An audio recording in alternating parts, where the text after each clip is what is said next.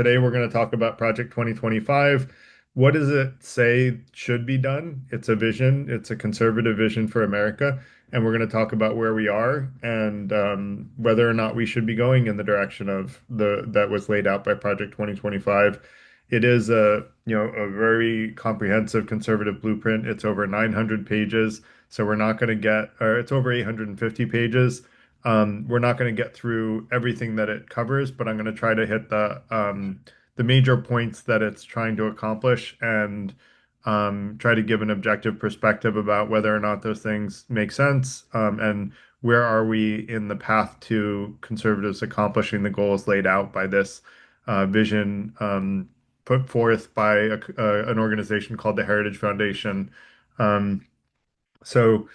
That said, I'm going to talk about their main goals. One of their main goals is to restore what they call, basically to do what they call restore the family as the centerpiece of American life and protect children. Now let's uncode what that really means to the authors of Project 2025. When they say the family, they mean a nuclear family, specifically a married man and woman raising children, which they consider the essential foundation of a healthy society. And it basically frames traditional family structures as under cultural and political attack and seeks to use federal power to restore them, which I found really interesting. Like, I'm part of a nuclear family, and I've never felt under attack, other than, by the fact that we have ICE arresting people without due process and putting them into concentration camps. That's where I felt a little under attack, but it wasn't because I was a nuclear family or a member of a nuclear family. So I would be curious, for people who do agree with this. We're going to have the Q&A portion, and what I'm going to try to remember to do, and Carl and Will hold me accountable to this, and if I don't do it, remind me to do it. When we open up, I want to first hear from conservatives because I know we have some conservatives in the group, and I don't want them to feel uncomfortable speaking up. So I want them to speak first because most of what I'm going to be talking about tonight is kind of anti-Project 2025. And I really want to hear the perspective of people who, and I'll be trying to give logical reasons that I'm anti it. Not, it's not an emotional decision. It's just that I think that the people who wrote it have some misunderstandings. And so I'd really like to hear from the people who support it so that we can hear the perspective of people who disagree with. Usually we have a majority of left-leaning or left-wing folks here. I tend to think of myself as an independent. I vote based on the issues and the people and what they believe, not based on party. I don't ever vote party lines without understanding people's perspectives. So let's keep going because there is kind of a lot to cover. I'm trying to remember how many slides I have. Basically, the part of what they want to do is remove federal funding for gender identity and sexual orientation. So they say that the government should not support or endorse gender ideology, quote unquote. And what they mean by that is that people, if they're born into a sex, they should have that sex their whole lives, whether they believe that they do or not. Now, the interesting part is that this really targets LGBTQ folks and censors academic freedom because what's actually been done is that if you mention anything with the word gender in it, in a rule, a law, a grant, like a rule from any government organization, a grant or a contract, and you get government grants, then basically you are barred from getting any further public funding. And so they've basically silenced free speech about gender, and this is something that they've accomplished. And it's basically called SOGI, diversity, equity, inclusion, and sexual orientation, gender, and gender identity. And what that does is says we can't even talk about these things, which is very interesting to me. And I'm going to point out a lot of things in Project 2025 that are pretty hypocritical in my perspective from the conservative perspective, because conservatives, like I have a lot of friends that are conservatives and they're all pro free speech. But what this really does is it's a gag order on everyone in the country from talking about gender. Can't even talk about it, right? Because if you talk about it as an organization, you're excluded from all federal funding. So it's basically the government using its power to censor free speech, which seems very hypocritical to me. So I would really love to hear from conservatives in the Q&A about why they think that this is not preventing free speech and government overreach in terms of censorship. Now, they characterize sex reassignment for minors as allowing parents or physician to basically say they say allowing parents or physicians to reassign, and they put it in quotes, the sex of a minor is child abuse and must end. Um, and that basically explains their perspective on transgender people, and they frame transgender ideology again as sexually exploitative. And I'm going to quote from Project 2025. Pornography manifested today an omnipresent propagation of transgender ideology and sexualization of children, and it has no claim to First Amendment protections. Its purveyors are child predators, which is very interesting because I know a lot of, not a huge number, but a reasonable number of transsexual people, and I've never seen them preying on children or doing anything, inappropriate towards children. And so I don't understand how someone can even make a connection between transgender and child predator. I actually should have looked up the statistics of how often transgender people are child predators, and I would be willing to bet that it's less often than non-transgendered people. If anyone wants to do that fact check for me, I would love to hear that in the Q&A, because it's just a hypothesis, but it'd be interesting to look at the numbers. I think that this is based on a misunderstanding. I think also to say that transgender ideology is exploitative in terms of pornography. I don't know what kind of porn the Project 2025 guys are looking at, but I've seen porn in my day, and it never had anything to do with transgender.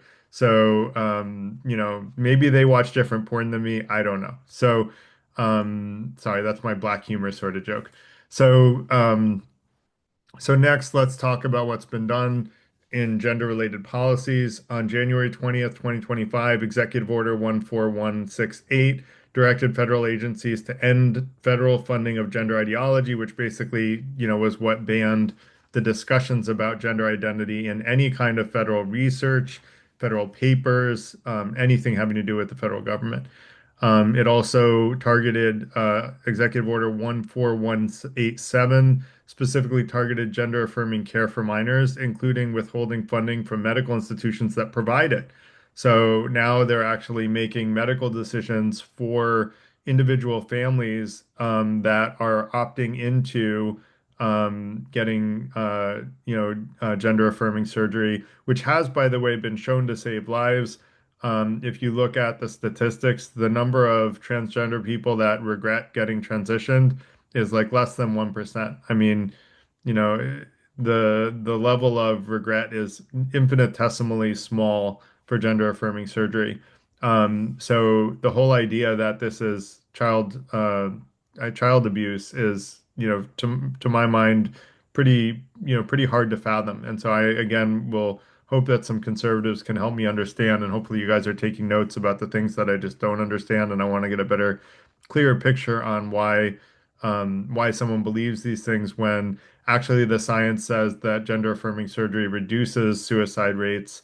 We had another event on gender, and we went through all those statistics. So I'm not going to go through them again today. I didn't bring them all back up again, but for anyone interested, I would check out that event. It was pretty interesting. So 800 million to 1.8 billion dollars of funding was pulled from LGBTQ health, aging, minorities, HIV, etc., from this specific executive order. Now, interestingly, I find it very fascinating and hypocritical that they claim that the government should not endorse gender ideology, but actually they're endorsing gender ideology. They're just endorsing their own gender ideology, not the gender ideology that doesn't agree with what they currently believe gender ideology should be. So they're actually enforcing with federal funds and federal power and literally the threat of death and fines that you cannot have gender ideology, or not, maybe not threat of death because they're not using police yet about gender ideology, but that could come next. I wouldn't be surprised. and they are enforcing, putting the federal dollars behind their own gender ideology and using it to enforce it on the population that doesn't agree with their gender ideology. Whereas prior to that, it was everybody got to choose for themselves, right? Which sounds like freedom to me, where we all get to choose our own future and we all get to choose what to do to our own bodies, right? What the government is doing in this case is saying, we're going to decide what you can and can't do to your bodies.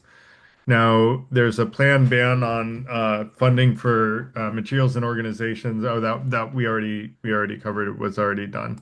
So next, another thing that Project 2025 says is that it should cut off federal funding for schools using gender ideology. So this, I'm going to quote it. States, cities, and counties, school boards, union bosses, principals, and teachers who disagree and then basically the what they disagree with is parents and authorities who allow gender ideology should immediately be cut off from federal funds. So that says essentially that if your teacher, if a child in school is saying, "Look, I don't feel like I'm a boy, I feel like I'm a girl," then the teacher is not allowed to talk with that student about it. And so this basically creates, if the parents are not understanding of a transsexual child's beliefs, then the child has nowhere in their life to speak about it because it's not going to happen in church. We know that for the most part, although there are churches that are open-minded to those things. So I shouldn't say that, but I would say the majority of churches are not. Um, and so that basically creates a viewpoint that to me discriminates and violates the First Amendment right of people that they claim to be from the very pe people who claim to be supporting First Amendment rights. So they're under the guise of First Amendment, taking away their First Amendment. If this sounds like 1984, Hi, folks, Danny. it does sound a lot like 1984. And can you Yeah, keep yeah. Thank you. you're not on mute. Let me get my screen up.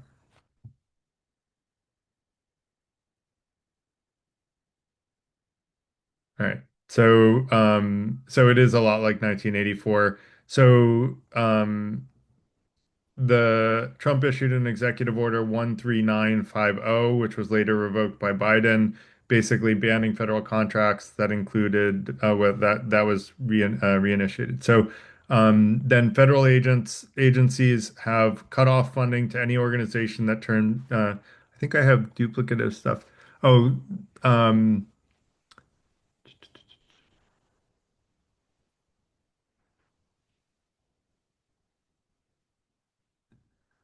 So I do have a couple of quotes in the slides, which I'll share at the end. Just remind me to share them. The American Psychological Association emphasizes that gender-affirming mental health care and social support significantly reduce suicide risk. Um, okay, so someone has stopped my screen share, and I'm not quite sure how. So I'm going to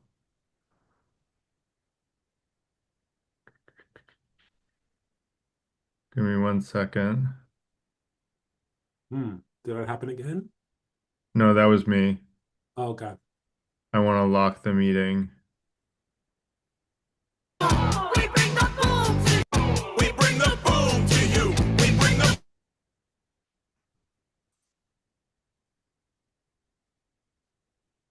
I don't know how he got screen share access Hmm. because it's not. It looks like I It is can activated, request Garrett. it. Yeah, you have Do to you want to? disable it in the settings. I did disable it. Mm. You can request it always, but There you go. You disabled it now, I see. he I shouldn't have just did had it. it. I disabled it in the beginning, so I don't think anyone else should have access to it. But that's interesting. Um, so there was also I do have a few statistics on gender affirming surgery.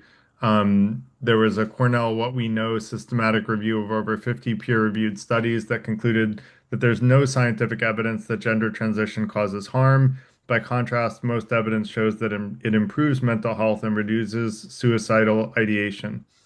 And if you don't know, transgendered people are the ones that have the highest rates of suicide. Um, they have very, very high rates of suicide, and it's not a surprise when they're being attacked from all sides. Maybe not all sides, but certainly being attacked by this legislation. In fact, I just learned recently that the Trump administration has shut down the suicide hotline for transgendered people, which is a pretty brutal thing to do.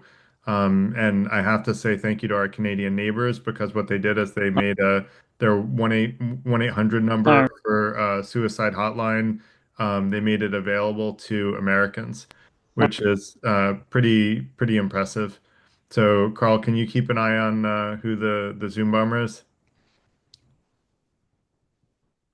Carl and Will.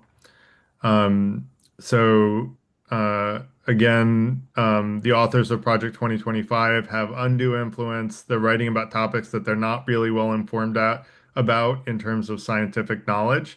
And instead of learning new truths, they're mired in their own confirmation bias, and they're actually getting laws written to feed their own confirmation bias. I'm sure they're wallowing in power right now, thinking about how accomplished they are.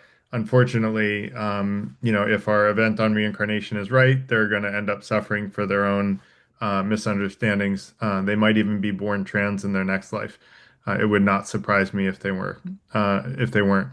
So that said, and I don't think that's a punishment per se. I think that when we get born in our next life, it's an opportunity to learn. And I think what it would be is for their spirit to learn that there's nothing wrong with being trans. It's just the way people are born, and it's better to accept it and give people support rather than try to vilify them for being bad people. Because I've asked a lot of trans people whether they choose to be trans or not, and none of them have said that they choose to be trans.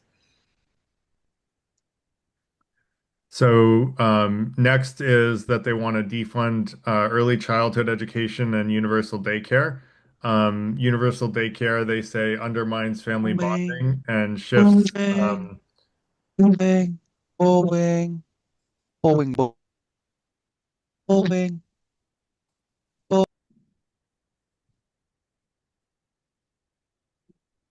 Okay, I They're think we done. got that one.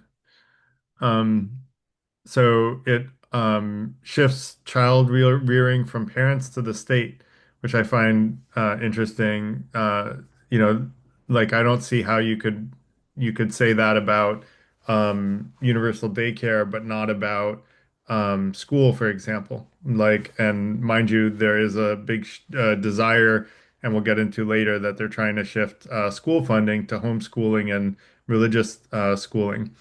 Now, high quality early education has been shown to improve outcomes, especially for low-income families. And Project 2025 includes plans to repeal federal funding for programs like Head Start and redirect those funds to parents directly for homeschooling and for basically trying to get parents to be they're really trying to find incentives to have a single working parent rather than two working parents, which is a very 1950s version of the nuclear family.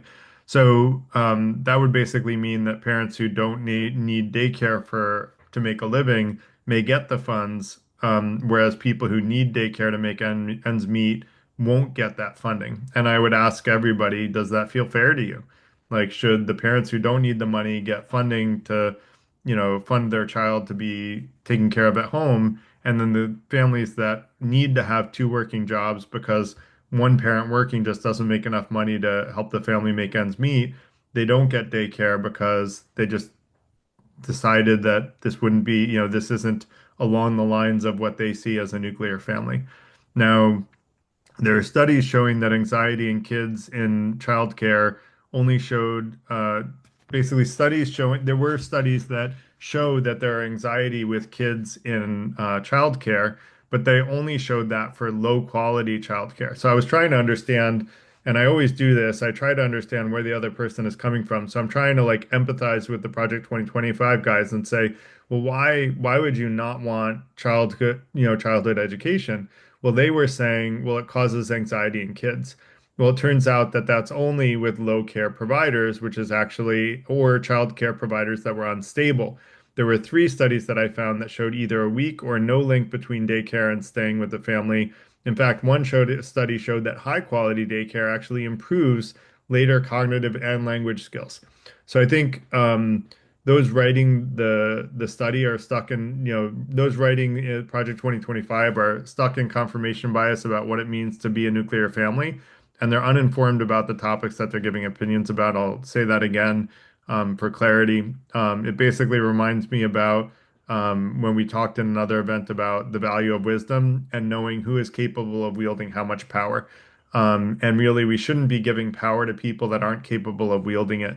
And unfortunately, the authors of Project 2025 are not capable of responsibly wielding large amounts of power because they have so many misunderstandings about the very things they're asking for legislation about. And unfortunately, they would be much, and what I would say to them is they would be much better off trying to manage their own lives better than rather than trying to manage other people's lives better. Next, expanding parental rights in education and healthcare. This is basically saying that parents have a right to know and control what their child is taught or receive in healthcare, especially regarding sexuality and gender. And what this essentially means is that if that child who says is born a male and says, I don't feel like I'm a boy, I feel like I'm a girl, and that I should be a girl, it feels more natural to me, and mommy and daddy won't accept that, and they yell at me whenever I say that, and they punish me when I say it, that basically says that the parent can't have conversations about that with the child, because that would be considered promoting gender ideology. Now, this could really endanger LGBTQ plus students in youth or abusive households that actual abusive households that where the child is being abused for being their natural self. And again, if you ask people who are gay, do they choose to be gay? I've had not one person, and I've asked this to dozens of friends that are gay, not one person said they choose to be gay. And I've asked straight people who don't think that it's okay to be gay, whether they choose to be straight. And I don't think some of them have tried to claim that they do choose, but I would argue those people are actually bi-curious if that's true. I know for myself, I don't choose to be straight. This is just how I was born. And I can imagine that for someone that's gay or trans, that's just how they were born too, and that's what they all tell me. So I'm going to believe them. Now, the child might know their gender, be telling their teacher about it, but what this 2025 goal says is that teachers should not be able to um, coach those children about what their actual gender is, even though it doesn't match their birth sex. And that's basically, again, squelching free speech with the power of the federal government, which is very ironic on another level, not only for squelching free speech, but for doing it with federal power. Because actually, Republicans have always been pro states' rights and said that the federal government should only be used when absolutely necessary to defend the Constitution. Well, the Constitution says free speech, so this isn't defending the Constitution. So some states that are aligned with Project 2025 have already passed laws requiring schools to notify parents of name and pronoun changes, including Florida and Tennessee. And then there's federal action drafted for wider reach, which is, for me, that's a violation of free speech laws in the Constitution. So next is to reorient tax and welfare to favor traditional families. Let me actually I'm going to do a quick check of how many slides we have because I may need to go faster. You definitely will have to go faster. Yeah. I can see there's like a marker on the bottom. You're only a quarter of the way through. Yeah. Uh, yeah, I have 30 slides, so I'll go faster. So reorient tax and welfare to favor traditional families. The idea is that they feel like taxes penalize married couples or stay-at-home parents, and that policies should reward single income families instead of benefiting other families that are not one family incomes. And so what's been done, and I would argue policies should be neutral to family structure and not favor one cultural model over another. What's been done is that the 2017 Tax Cuts and Jobs Act reduced marriage penalties in some brackets, which is a partial fulfillment of this vision, and Project 2025 plans for further expansion, um, which will really economically disadvantage women and unmarried parents or single parents who are the ones that are struggling the most. Um, again, what I would argue is that this is basically using the government to further the Heritage Foundation's family ideology, if you will, what they believe is a healthy family they want to enforce with the federal government rather than trying to do what's naturally fair, which would be help the families that need it the most. And if you look at Trump's recent tax bill, it gave the biggest tax giveaway, the biggest tax benefit was from the very most wealthy families, and decreasingly as you get to poorer families, they're the ones that paid the most and lost the most amount of money. So there is very much a socioeconomic war going on. Next is expanding parental rights in education and healthcare. Oh, I feel like there are duplicates here. I must have messed up somewhere on my slides. That's a duplicate. Um, so comprehensive sex education promotes early sexual activity. Abstinence is safer and morally aligned, is what Project 2025 says. Basically, the con argument is that comprehensive sex ed reduces teen pregnancies and STIs, STDs, sexually transmitted diseases, and supports informed consent. Now, under Trump, abstinence-focused funding increased via Title V grants. Project 2025 wants to make this the default federally supported curriculum. Again, this is Republicans who usually argue for state rights using federal funding to promote their own ideology. While I don't think it's really wise to have sex at an early age, I don't think that I have the right to mandate who does and doesn't have sex when they want to. I do think that everyone should be informed of the repercussions of having sex when they're young, and the studies show that helping kids be aware that they could become pregnant if they have sex. Some kids don't know this. They aren't taught this in their homes. That's what sex ed is for. This playbook is basically saying we're not going to even teach kids about that or the fact of sexually transmitted diseases becoming more common if you don't use protection. And what has been shown, and I have a bunch of sources for this, is that abstinence-only education increases teen pregnancy rates. And so if you want to have a lot of teens getting pregnant, abstinence-only education is the right way to go if you're informed by science. Unfortunately, I don't think that the authors of this, they spent a lot of time writing 850 pages, but I think they spent very little time educating themselves on the subjects that they're writing about.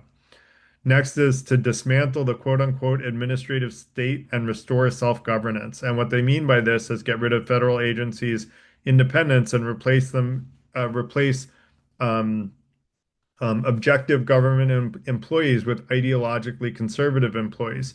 Project 2025 says the term administrative state refers to the policymaking work done by the bureaucracies of all the federal government's departments, agencies, and millions of employees under Article 1 of the Constitution. Federal law is enacted only by elected legislators in both houses of Congress.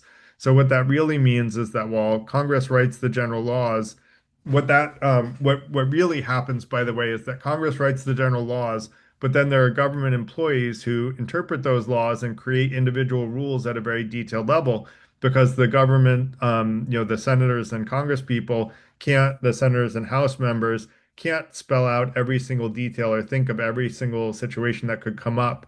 And so you have people who are assigned by both Democrats and Republicans that are in the bureaucracy that are making these very detailed decisions. And conservatives don't like that some of those government officials don't agree with their ideology and they interpret it differently than the Republican government would like. And so what that means is they want to fire all government employees that don't agree with their ideology and replace them with people who share their ideology. And so this creates a huge instability in our government one of the most important parts of government is stability, and one of the benefits of the American system, and part of the reason that the founding fathers wrote the laws the way they did, and this has been undermined by the nuclear option more of late. But basically, it was intended to not have laws get passed unless there was an overwhelming majority, like a two-thirds majority or 60 out of 100 senators agreed with it, 60 or 65, I forget the exact number, but essentially, you needed bipartisan support to pass laws originally, and unfortunately, and so that creates a level of consistency from the federal government that people can rely on, both other states as well as citizens can rely on, rather than having a democratic set of government. Now all the rules that businesses operate under completely change, or Republican government, now all the rules completely change, and swinging back and forth, that creates unpredictability, which business really doesn't like. And when you saw tariffs go up and the stock market go down, that's because of the lack of predictability, and the fact that tariffs are bad for business, which we covered in another event, so I won't keep going on it. But so let's talk a little bit about the independent agencies that the government is trying to rein in. Congress basically gives federal agencies who have expertise in their subject specific areas the authority to make rules in the areas that they're responsible for. Now, employees are roughly equally hired by Democrats and Republicans, and then I talked about how Republicans want to change that. And basically, what they want to do, well, let me give an example. So the Federal Reserve is an organization of people who understand macroeconomics, how money moves throughout the economy. Now, they get to decide how much interest is charged to banks for borrowing. That sets all of the loan rates for people buying houses and stuff. Now, that's a very difficult and important decision, and it's one that should not be made politically. If you make the wrong decisions, it can lead to depression or hyperinflation, which are both really bad for the economy that we've luckily avoided. Depression since the 1920s was the last time we were in depression, and then hyperinflation I don't think we've ever had. But if you see a lot of other countries where currency becomes worthless overnight, I had a friend from Russia when I was in high school, and they were talking about how they would have to take wheelbarrows worth of money to go buy groceries at the grocery store because of hyperinflation, because it was like the money was just worth so little, and they had to bring massive amounts of money to go shopping for groceries. Now, the president is should not be the decision maker on a decision like this. No matter what you think of President Trump, he doesn't know macroeconomics well. He should not be deciding the federal interest rates. He can appoint someone who decides, but the general idea, basically the reason I think Trump is not capable of doing that is he thought that China was going to have to pay the tariffs and acted on China, which we all hopefully by now know is not true. The tariffs get paid by the U.S. consumers because the tariffs are actually charged by the U.S. companies buying products from China, and they pass those tariffs on to the consumers. We had another event on tariffs, so where we tried to educate people about that. So the president does have a lot of say. They get to appoint the chair of the Fed, but they should not be appointing someone that goes against all the appointees who in the Fed are roughly equally appointed by Democrats and Republicans, meaning the head, yes, is appointed by the president, but they should not do kind of crazy things. And in fact, the president's even, I think, trying to get rid of his own chair appointment for the Fed because he probably wants him to change interest rates to help the president rather than to do what's economically sound. Um, and so let's go to the next slide. So now we'll talk about, Republicans have said that, and I listened very carefully to my friends that were Republican, and we had a bunch of people, we did an event on DEI, and the main reason Republicans were against DEI was because they wanted merit-based hiring. Well, I think it's important for Republicans to know that what the Republicans want to do now in Congress is get rid of merit-based hiring in government. And in fact, what they want to do is, like basically, if you're a government official in a very large number of government positions, as long as you are doing a good job at your job, you're allowed to keep your job, whether it's a Republican or a Democrat in place. But what the Republicans want to do is remove the merit-based protections in place for federal workers and fire 500,000 highly skilled, competent, merit-based federal workers and replace them with what I call ideology hires. And I would love to coin the term ideology hire because that's what the Republicans want to do. They want ideology hires rather than merit-based hires. They're very much against meritocracy when it comes to government. They want ideology. And unfortunately, I think that's a misunderstanding by the authors because it's really going to end up causing a huge amount of harm to our country. And that like hiring people for ideology when the ideology is not healthy, is really going to cause a huge amount of harm. So, um, I will talk a little bit about how far we've come. In January 20th of 2025, Trump issued an executive order reinstating and renaming Schedule F, classifying it as policy influencing role classification for policy influencing roles that were previously covered by civil service protections. So he's already started undermining the merit-based hiring practices of the federal government in order to replace merit-based and highly skilled workers with ideological hires. Over 260,000 federal employees have now separated through terminations or voluntary early retirement plans, which is part of a broader effort to downsize the government per the Project 2025 design. So next, we're going to talk about defending national sovereignty, borders, and resources from global threats.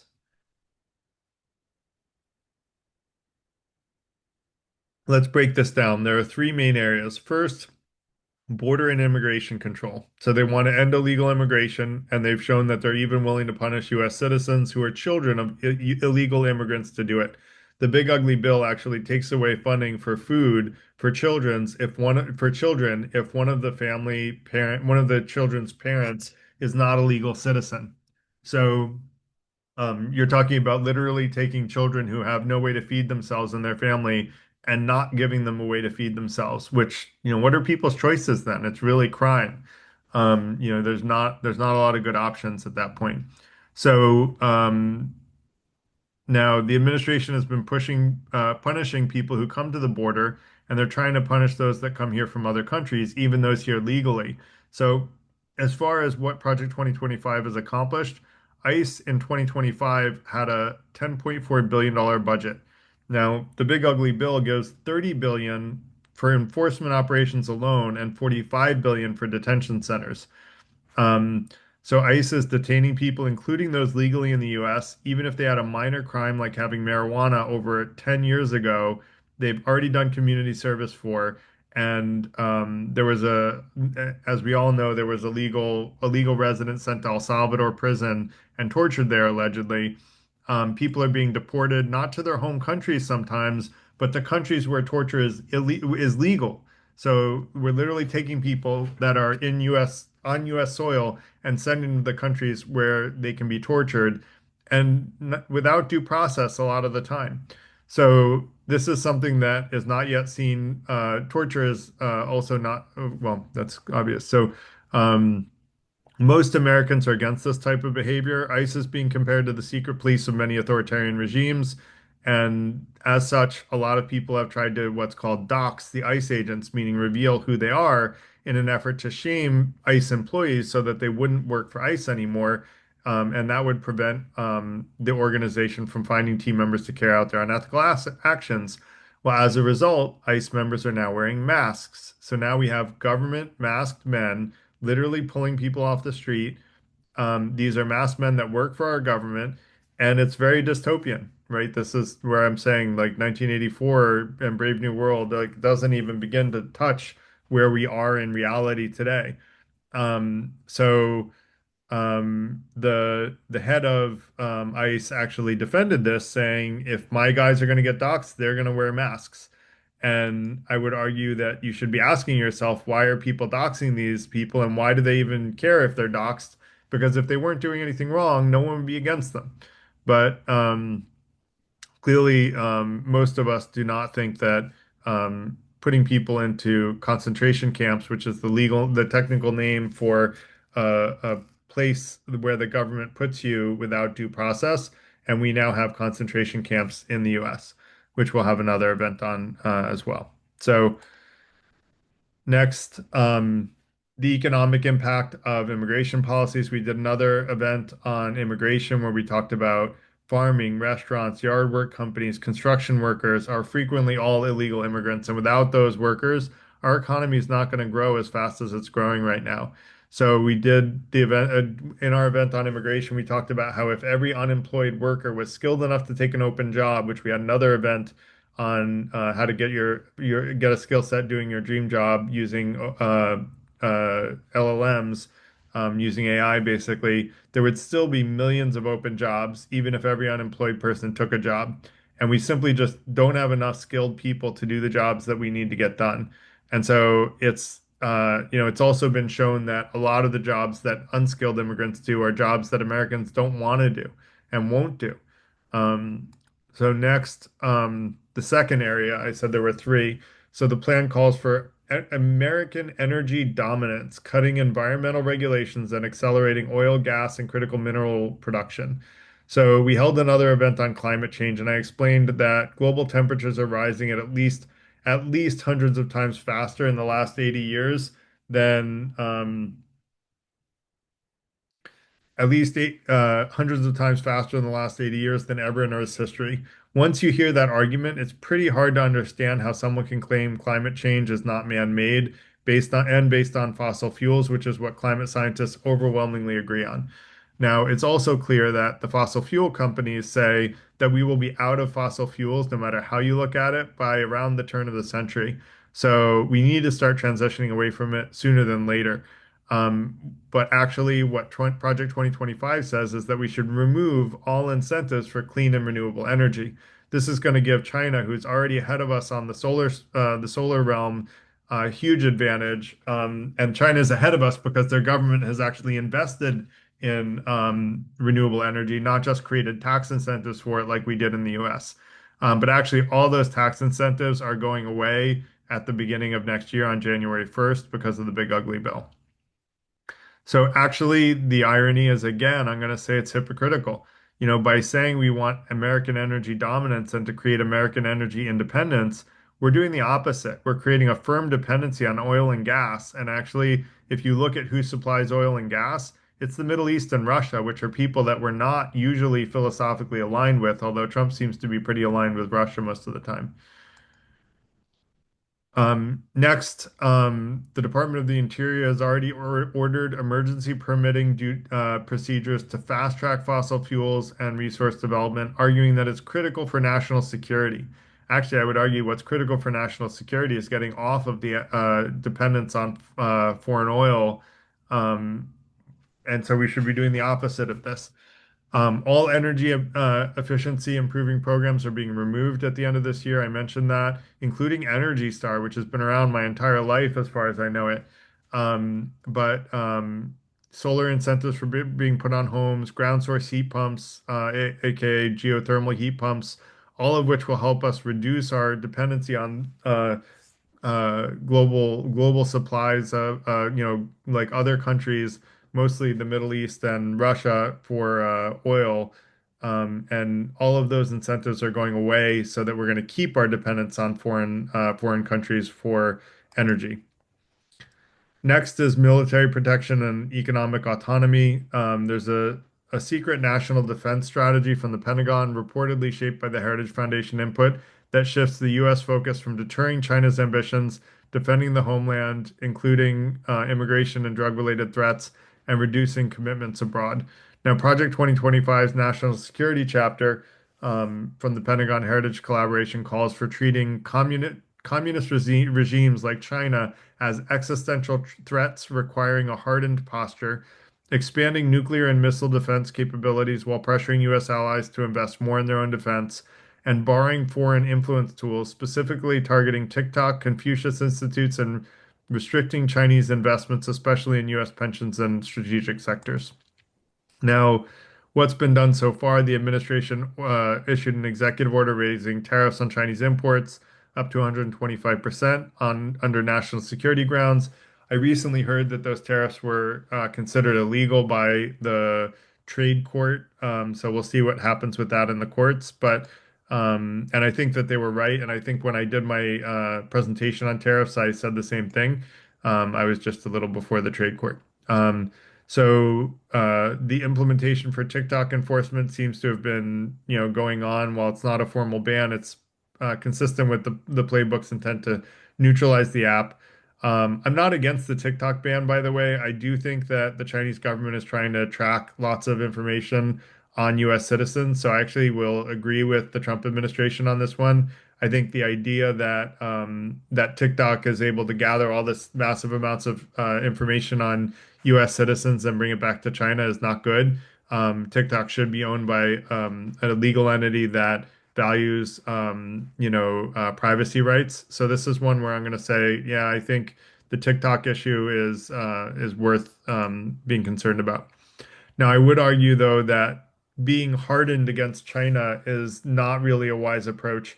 Now, if it would be much wiser, in my opinion, really for me, the ship has sailed to try to hurt China economically. At this point, China's economy is the second biggest in the world, and it's going to surpass us in the next decade or two, if not sooner. And and so really, we're not going to be able to hurt them economically. All that will happen is we'll get hurt, and they're going to choose to trade with other people, which, isn't really a good outcome for us. Now, the other thing that we need to be aware of is that most people in China know that their government is censoring them. They know that when you speak out against the government, you get killed or put in jail. They're basically, what I would argue would be a smarter approach to the China would be to give Chinese people the ability to communicate with each other in a way that doesn't allow them to be censored by the government, right? If we were to use our, cyber skills to allow Chinese people to communicate with each other and not get in trouble or censored by the government, I think that there would be more of an outcry against the Chinese government. I think right now the Chinese people feel that and it's probably accurate that they're monitored so closely that it's really hard to imagine a situation where they could overthrow the Chinese government. But I think that's really the best thing that we could hope for is that the Chinese people will someday say, we don't want to be beholden to this government. And I think if the government makes enough bad mistakes, that may happen. Or if the people have enough freedom of speech talking to each other outside of the control of the Chinese government, that could happen. And I would argue we should be spending more of our time and effort on that rather than on trying to be tough with China. Project 2025 also restricts foreign visas from enemy nations, unquote, and is launching a broader economic isolationist agenda to limit global control over U.S. institutions. I do get their concern here, and I don't want foreign students to come to the U.S., learn all the latest and greatest things, bring that back home, and then use that to cause harm to the U.S. But I don't think that's what's happening. And if you actually look at the migration of students, that's absolutely not what's happening. What's actually happening is that most educated people educated in the US stay in the US afterwards. The vast majority of, especially Chinese born students and people who go to undergrad in China actually come back to the US to get an education. Now, that's only because we are known for being a free and fair nation, which is currently at risk. And it's currently at risk partly because of what the Heritage Foundation is doing and part of what ICE is doing. So, if we want to win the AI dominance war, we have to actually have the top AI talent. And right now, we are getting the top AI talent, but it's kind of um, it's it's close, let's put it that way. The number of people that the US is getting versus China is getting is very, very neck and neck. But I will say 75% of top tier AI talent are in US institutions are undergraduates of Chinese or American origin, and 70% of the leading researchers in the US are foreign born or foreign educated. So we have to realize, and I will tell you as someone who studied computer science in my undergrad, there were very few Americans. We were underrepresented. White Americans were very underrepresented in the computer science classes. Like not a lot of white Americans are studying computer science. It's usually foreign-born students that are studying computer science. So at least in my classes, and I have sample sizes of hundreds of people from my classes, just in each class. So we had hundreds of people. So um, let's keep going. So secure individual rights and liberties, especially tied to those tied to religion and speech. So a few quotes: freedom from religion, freedom from speech, freedom of speech, and the freedom to assemble also represent key components of the American promise.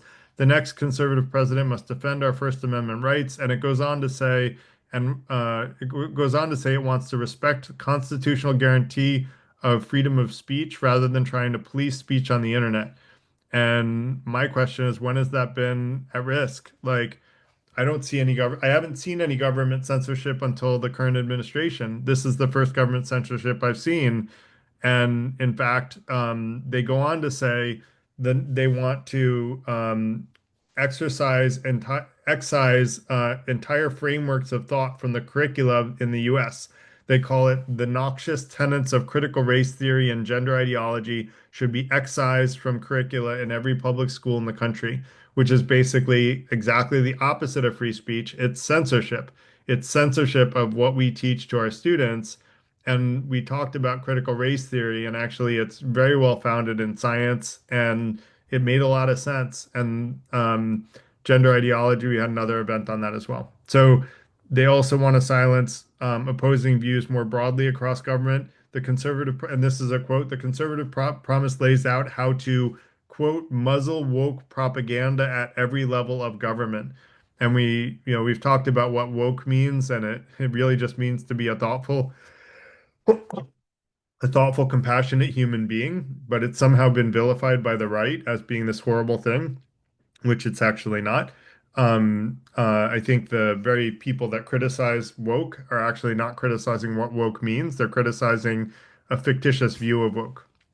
Next is on cutting funding from institutions that displease the ideology. Schools serve parents, not the other way around. States, cities, school boards who disagree should be immediately cut off from federal funds. Again, basically saying people who don't agree with their ideology is are the ones that should be silenced, and they want to use federal power to do it. So there's only so much I have time to cover. I tried to cover a lot. We're at about an hour, and I'm kind of right at the top of the amount of time that I want to be able to use for a presentation. I want to try to keep all our presentations to under an hour so that we have at least as much, if not more time for Q&A than we do in the presentation. I will say I hope that the large majority of hypocrisy is clear. I really want to open it up first to first to the conservatives in the group, and help me understand what I'm missing. Like I told you what I don't see, what I don't understand, and where I did see hypocrisy in the authors of Project 2025. I want to hear from the conservatives about, you know, help me understand what I'm missing. Help me understand why this stuff makes sense to you. So if Hey, we could Garrett, have any conservatives with their hands up. this Yeah, this go ahead, John, John. John, man. First of all, thank you for allowing me to invite to be part of this. I'm friends with Max Cunningham, Cool. and there's a couple things. One, we have more oil and gas in the U.S. than we know what to do with. Um, we are way bigger than Saudi Arabia. We're actually like trying to cut down production to keep prices up. Um, and so that's one thing. And then, I this I have the a question though. If that's the case, why are we importing from OPEC countries? because you always want to have in and out trade balance. But why with OPEC countries? Like what are we like? I don't see why we would want to buy so much oil from OPEC countries. Because you want to keep oil around like $75 a barrel, and that's what keeps everything like functional. It makes people happy at the pump. It makes the oil and gas companies happy and that kind of stuff. It's not too high, it's not too low. Um, Can you Wouldn't can it you be post the wouldn't it be source cheaper for? to Go ahead. sorry, wouldn't it be cheaper to use our own oil if that was the Yeah. case? well, we do, but like for instance, we have liquefied natural gas that we have more than we even know what to do with, and so that's why we're starting to like ship offshore and that kind of stuff. And so like you always want to in and out balance, especially with energy.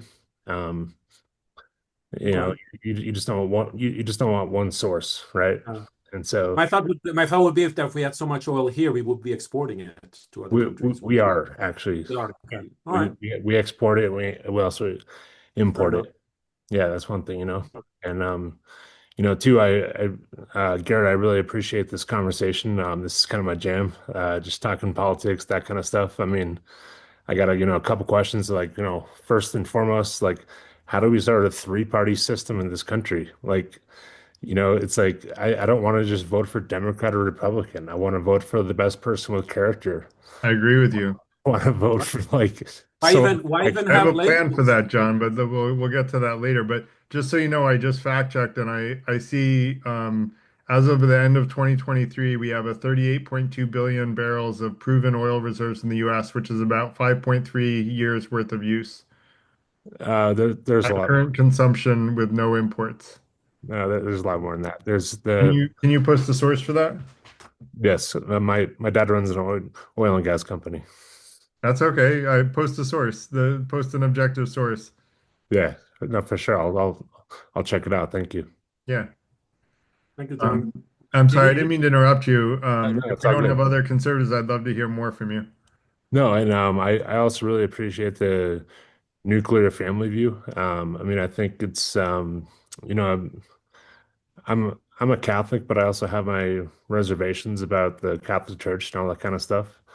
But at the same time, I appreciate like there's something to be said about a family structure and people coming home at night and not having their kid go to kindergarten and have 75 options of what gender they want to like associate with. I'm like, you're 5 years old. You don't even, you're still picking your nose. Like, like, Yeah. No, you know, no one did the 60 something genders with kids at school. That's not that was never happening.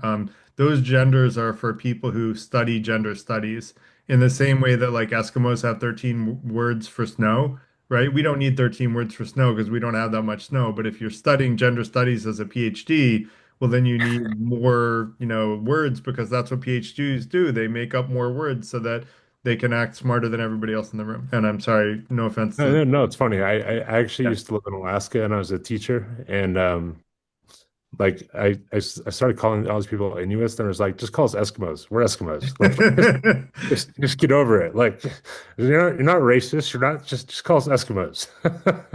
So, but thanks again, Garrett, for getting this all together. Appreciate it. Yeah, thank you for coming and thank you for speaking up. I appreciate it. And I know Bart is also on the conservative branch, and I'd love to hear from you too, Bart. Lean Well, conservative at least, right, Bart? say that again. I said I think you at least lean conservative, right? Well, Yes, I'm annoyed. but he is in Canada, so that That's makes him true, even but that's less okay. conservative than the I US. still want to hear from him Um, first, I mean. I'm annoyed with the left, and so I voted conservative for the first time in my life this past election. That said, I'm happy actually that Mark Carney is running things here in Canada. I think he's better suited than Pierre Poilievre. So I'm not totally captured by this, that, or the other thing. Two Cool. things can be true at once. Okay. Why I told you last time that I spoke, if I was American, I would have voted for Trump. And the reason, I think Sam Harris summed it up recently in his interview with, or Josh Zepps, who's from Australia. Will, you still got to get into Josh Zepps. He interviewed Sam Harris, and Harris summed it up. Trump won it on immigration and trans issues. And it's kind of come down to that. A lot of the things you were saying on trans things, I don't believe you, Garrett. I don't think you have good information, and I think there's better information. And I listen to, I'm not listening to conservative talking points. I'm listening to child psychologists like Hillary Cass, the Cass Review, and there's another famous Finnish psychologist. I can't pronounce her name. I posted a link that she wrote Anyway, talking about how in Finland and a lot of Scandinavian countries, they have reversed the child affirming model of transgender care because they don't have good science on it. But America and Canada seem to not want to recognize this, and it's very weird. So yeah, those two things alone, I think, are enough to like really like I just don't believe enough of what's coming from the left. And so I went to the right. And it's unfortunate because then, Trump's doing stupid things like going to Home Depot and all this crap and arresting people that, no one signed up for. He talked about criminals and he was going to deport those guys, not not regular, like people who've been here for 10 years who aren't causing any problems. And have So, U.S. citizen children as well. yeah, yeah. Yeah. So I hear you, but when you say that there's better information out there, I've actually spoken to trans people themselves, right? And Hillary, unless Hillary is trans, like, but if you talk to a trans person and ask them, did you choose to be trans? I think you'll get 100% answer that no, I didn't choose this. Like, why would anyone choose that? Let's be I, honest. Why would because any there's human a being choose to be trans when they have such high suicide rates? They get bullied, they get made fun and of. that's that. Yeah, there's what's the word? Not confounding. Founding. There's other factors. It's not just the trans thing. It's like there's other things that came before that, and being, transitioning may just be a an answer, a solution, but many of these problems still remain after the fact. And so people don't choose to be trans. I don't believe you. I think many do, even most of Have them. you But have you that's had not a the, but trans that's person? Have you had a that's not trans the person say same that with to you? gays. Gays, gays, you don't choose to be gay for the most part, I don't think. Maybe if you had to spend 10 years in the clink, maybe you change your mind. But no, I think sexual orientation is different from gender ideology. There is some clout to be gained from being trans. Like you get all this attention, you get all this love, and I'm sorry, I don't believe I certainly don't believe the vast number of teenage girls, hundreds of percentages from like 2010, 2014, it just shot up. Like there's a social contagion going on there that we should have considered a while ago, and many of us did. And I think the world is looking at that realistically now. I And have a it's unfortunate suggestion, because Bart. people who Why really don't are people. Hey, go on. why don't you do an experiment? Tell people that you're trans and see, try it for a week and see if you get more love or more hate. You said people can choose it, so you should be able to choose it too, right? So just choose it for a week. See what happens I and let know me know. if I'll you're have you I'll insecure, have you if have you're your own episode of the FTI and we'll talk about your experience. these people often they surround themselves with This is you, other Bart. other This will be other you. trans people. This will be you. You can go wherever you want. You want to go to other trans people? Go for it. Well, that's the only way Bart, they get the Bart, I know, sorry to affirmation. interrupt. I know you're part of the Toronto Hat Association, right? You attend the groups. Were you there at the meeting where they had that couple, the transgender couple, that were I that were was. talking about their I experiences? was. Did that change anything for you with all No, that? I said the exact same thing. Really? Okay. I was just curious because that was, to me, that was very impactful, even though I already knew a lot about Yeah. transgender issues, but this Can was you summarize very for us so impactful to that the see rest of us from first. can get up to speed? Can you summarize what happened? Yeah, Oh, they yeah. just Well, I had mean, a transgender couple that talked about their experiences and the psychology, and so it was just very, very well, thorough, scientific, and everything. But it was really great to hear it from somebody who was like their experiences and everything. but it was a big smear campaign against Richard Dawkins, Jerry Coyne, and who else? There was like three or four prominent scientists. Yeah, but I think that was just because of the free speech thing, because there was some controversy about the Freedom from Religion Foundation article, And Right. and of course, a lot of people get canceled unnecessarily, right? Like even what's her name? And that's another part of it, Garrett. That's Yeah, important. yeah. I mean, I don't agree People with have that. lost, Yeah. people have lost their jobs for saying that, Yeah, I know. males have Yeah. more But that's a whole lot of testosterone. debate about cancel culture, though. The thing is, it's But just it's the mindset. It's the mindset that got society to So even like that's the even core problem is the mindset. Because I'm curious of how this like personally affects you. So I think you said it right there. It's the mindset where all this is created from. Can you describe what that mindset is? empathy. It starts with empathy. People, liberals, progressives want to be so compassionate that they want to support everyone, and like without really thinking about the details of it, to the point where someone like Isla Bryson, who was convicted, well, what in court in the trial, was being convicted of raping two girls. In the process of his conviction, transitioned to a woman, and then got convicted and then was housed with women inmates. Only in the progressive world, woke mindset of 2025 would society allow this. That's crazy, and we all know that's crazy. Yeah, But I would So agree with you that that's crazy. yeah, that's crazy. Yeah, that doesn't make sense, but I don't think that's the norm. And I guess Yeah. I think the question that Brendan's asking is like, what, like the mindset, like what is it that, yeah, help me understand, like, because just the I feel like capture, where this are you getting let me ask institution. this, let me ask this. Where are you getting your information? You say you have better sources than asking trans people themselves whether or not they choose to be trans. Who can answer whether a trans person chooses to be trans better than a trans person?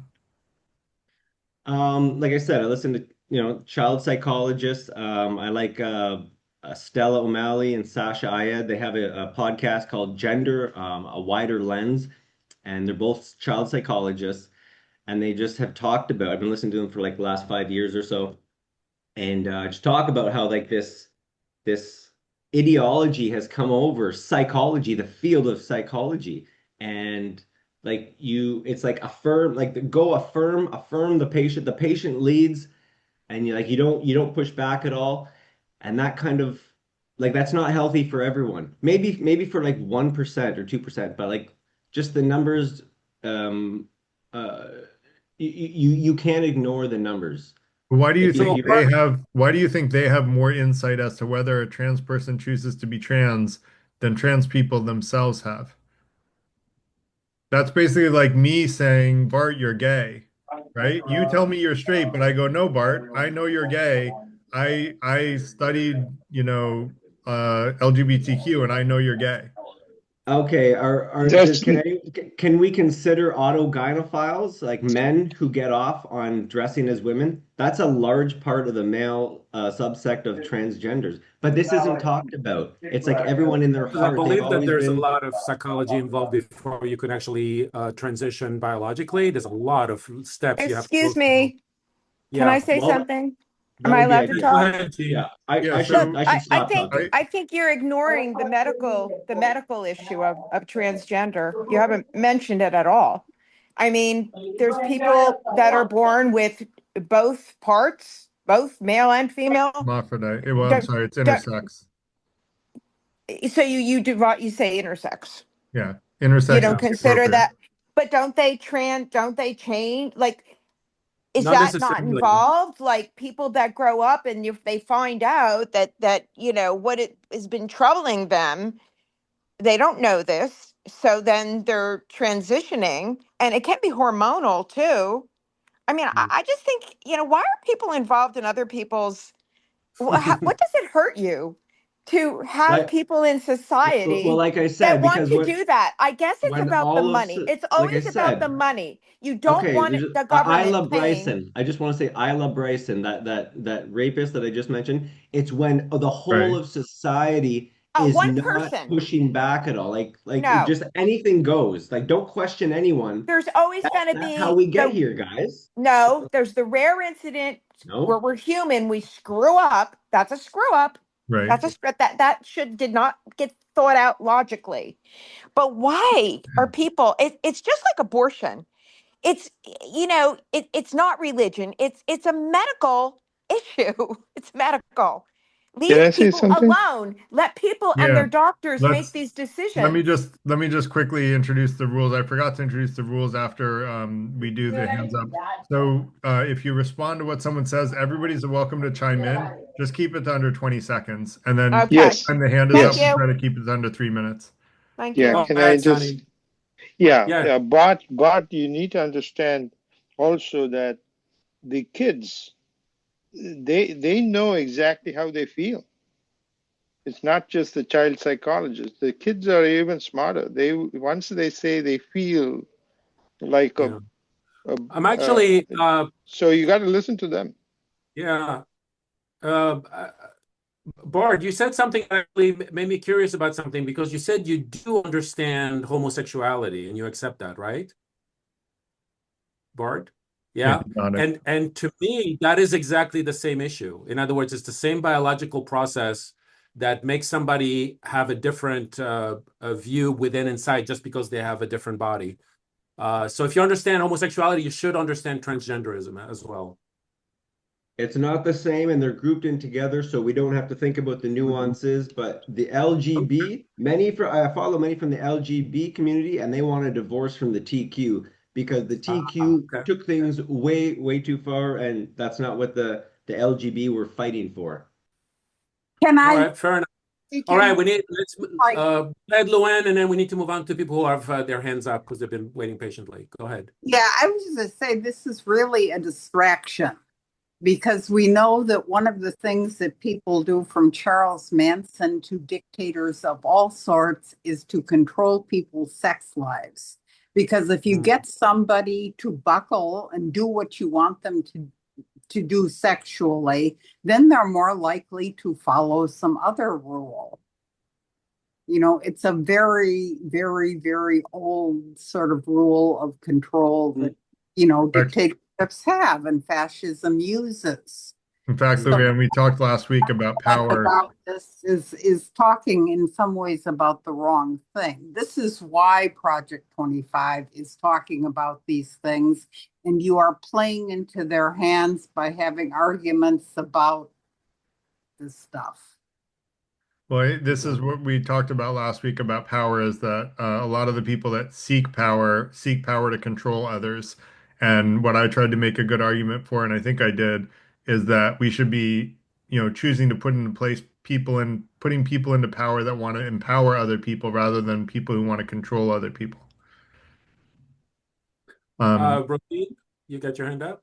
If we could, Neil, I Oh, think Neil might have a conservative oh, sure. perspective Yeah, as let's well. go And for I'm Neil. sorry, Rogine, to make you go later, but we'll definitely have time for you. So I think it was you, Garrett, that asked about the oil refineries and import and export. Just a quick response on that. Yeah. Oil refineries are set up for a very specific type of oil, and it's very time consuming to reconfigure those refineries to process other oil types. So in many cases, the oil that's drilled in the US is not compatible with the type the refinery is currently configured to process. So that oil gets exported to other people where they can process it. And then the imported oil is compatible with the way the refinery is set up. So that imported oil goes to our refinery. So it's not as simple as saying, oh, well, we drilled this oil, let's refine it ourselves and keep it. That would require a complete reconfiguration of the oil refinery. So it's a complex situation. You can't just choose to keep certain oil without a whole bunch of adjustments, if that makes sense. I do hear you, and I believe you, but if there's a big enough market for oil and there's a new type of oil being drilled in the US that we don't have refinery capabilities for, someone will build a refinery to handle that kind of oil. So that's what the beauty of the free markets is you just introduce a business opportunity, and I'll tell you, business people jump all over it. Like, let's build it. Right. Yeah. And the other thing is the fact check that I did said that all of the oil in the U.S., assuming that it could be refined by U.S. Refineries, is still only a little over 5 years worth of oil. So I was challenging the what I forget. I hope he didn't leave.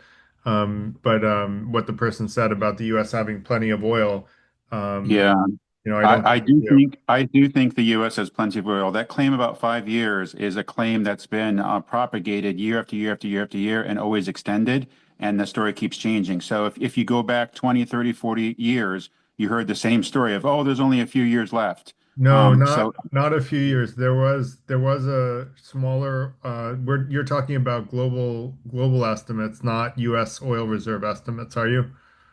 both. Okay, can you put sources in the chat about that?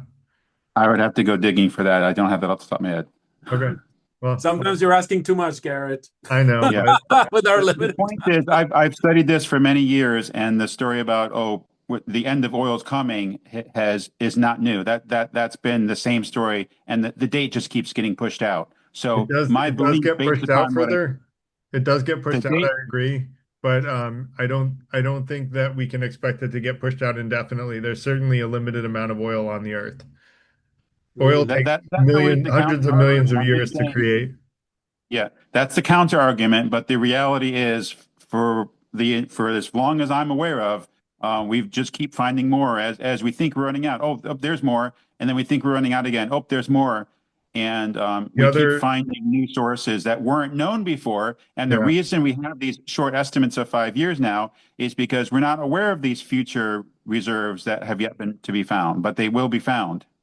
Hmm, I hope Rogine didn't leave. Um, I think we did. Shoot. Anyway, point taken. Yeah. Should we go I to will Brennan? I will say even if that's true, the fact that oil supplies have been or the fact that oil is causing global warming seems like no longer something that you can contest once you understand how fast Earth's temperatures have risen during the use of oil at a mass scale. So even if we had oil reserves for the next 150 years, we should still be getting off it. Otherwise, we're going to turn into a fireball, not a habitable planet. All right. There's definitely a correlation between the time of oil use and the temperature claims there, but to claim that the one causes the other is not as clear, Well, we're right? talking about temperature since Earth's formation. The Mhm. only difference is oil use. The only significant difference that climate scientists say can impact that is oil use. But again, we're digressing a little bit, but Yeah. you can go to our event on global warming, and I think I give a pretty compelling argument that it's Yeah. really man-made, and the oil use is what all of the climate scientists say, or the vast majority of climate scientists say is what's causing the temperature to rise so quickly. Brennan, get your hand up. Yeah.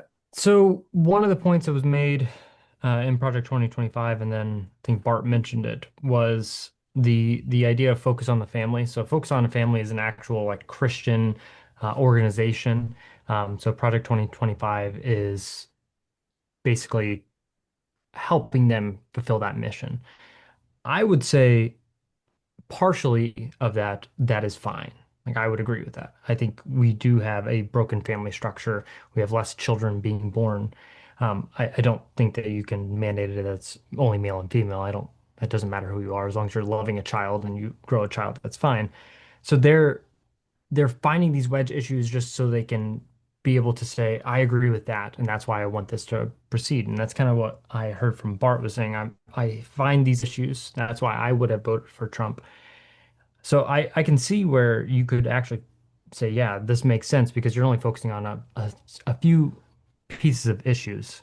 And in terms of family, that's where if I could somehow put myself in that situation to support this, that would be the only way that I could. It's like, okay, this makes sense. So, um, what part of not wanting, um, would you say that focusing on the family is a wrong view, um, or is it only really the male and female part where they're saying we should make this the focus of the family, only that, or is it the overall argument that you would disagree with? Are you asking me? Yeah, I'm kind of curious. Like, Yeah, no, would you disagree with that part? I think that focusing only on male, female, parent, uh, dual parent families is the problem. I think Okay. focusing Yeah. on improving family relationships is a great idea, but Yeah. unfortunately, nothing in that Project 2025 document was about how to live a happier life as a family together, regardless of what your family background it was. Yeah. What it was about was government penalties if you're not fitting Yeah. Project 2025 author's view of what a family should be, and that's a 1950s view of the family.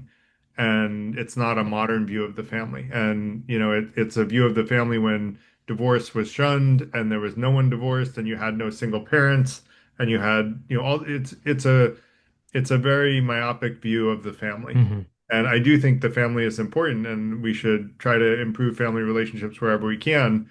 So I'm not against the family at all. I just think that the Yeah. family should be an inclusive family of everyone's types of family, and let's try to help everybody live a happier life as a family. That's actually the whole purpose of the FTI is to increase happiness and decrease harm. So for everybody, any kind of family, any kind of person. Yeah, I agree. The other piece that I would say, just the one side of being able to put myself into their situation, was the gender affirming surgery was so if you took the stance that any kind of physically alteration of your body for aesthetic purposes, you could be against that because I mean you would see some of them are against tattoos and stuff like that. And you could put yourself into that. That's where you could see maybe gender affirming surgery being a saying, I don't want any changes to Well, I anybody, no definitely matter what you are, even medically, it's like accept you as you are. That's I could see somebody having that thought. I think it also I believe that part of the concern is that it's a semi-permanent like decision, right? So it's a big decision with a lot of gravity. And so I Hmm. can understand saying, well, people, we should be sure that when people do this, they're really sure. And actually, like Carl said, there are a lot of steps you have to go through in order to get gender affirming surgery. And the parents have to agree with it, by the way. In I think if not all states, either the parents have to agree with it or you need like a judge to say that the parents are being unreasonable and this child really, really does want this. And that's where I said the number of people that regret it is less than 1%.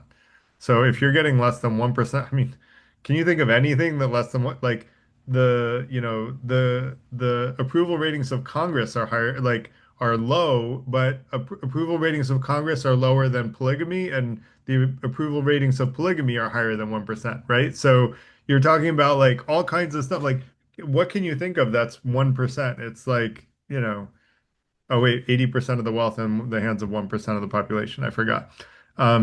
So Garrett, yeah, go ahead. could I just come into the meeting using my phone? Would you let me in because I'm Yeah. being... Yeah, I'm sorry. Let me unlock the meeting now. I think our Zoom bombers are probably gone. So, is it okay to go to Rogine? Because I think she had her hand up for a Yeah, while. Rogine, are you still here? Good. Yeah, please come. Rogine had her Okay. hand up first, guys, so we'll go to you afterward, Mike. Rogine, I thought you left. Thank you for not leaving. I wanted to get the conservative voices and make sure that they were heard. So thank you for your patience. Don't forget to Okay. unmute yourself. There you go. I am. Ooh. Uh, Okay, I thank you. absolutely be Right. quiet, Junie. Yeah, it's I okay. absolutely support the structure of the nuclear family, but our demographics, it's like, yeah, we have an aging population that increasingly either chooses or has to live alone. We have, well, basically the females in the in between generations, totally stressed, trying to take care of three generations. And we have young people who are choosing not to form relationships and basically not to have sex lives. It's like, okay, we are arguing about the impossible. It's like, okay, who are you going to support? It's a very, by a small proportion of the population. It's like, it's a distraction. We can want to support the nuclear family. Also, I've done a lot of funded research on parental approval of all kinds of things. And what it really causes is mothers keeping secrets from fathers, as mothers are aware of the emotional issues and afraid of their husbands. It's like that's not a desirable outcome, but it's been seen many times. It's like, yeah, and mothers can forward the appearance of parental approval. But anyway, I think the point is that's not the population we have. The potential nuclear family. And if we want to do that, we need to support multiple generations and not stick women in the middle of it, which tends to cause divorce. Okay, that's it. Not sure I Eugene. quite understood what you were trying to say, Rogine. So, are you saying that the idea of supporting the nuclear family is impractical given US demographics and personal choices people are making? I'm saying it's irrelevant until we really look at the demographics that are here. Why would we want to restructure society when that's just not who's here? Right. It's not what people are choosing to do. And I guess that comes back to like, should power be used to overpower people and say you need to conform to our idea of a family? Or should it be used to empower people to live the best life that they can live given the scenario they have? Right. And we have an aging population. This nuclear, you know what I mean. Family is not relevant to that. It's like, yeah. And the young people in their 20s are completely disinterested and rejecting forming families.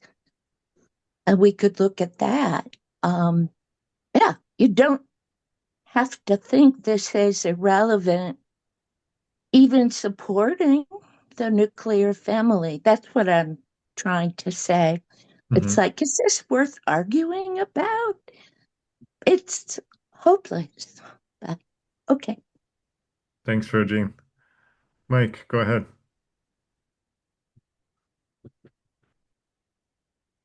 All I can say is, wow, what a discussion.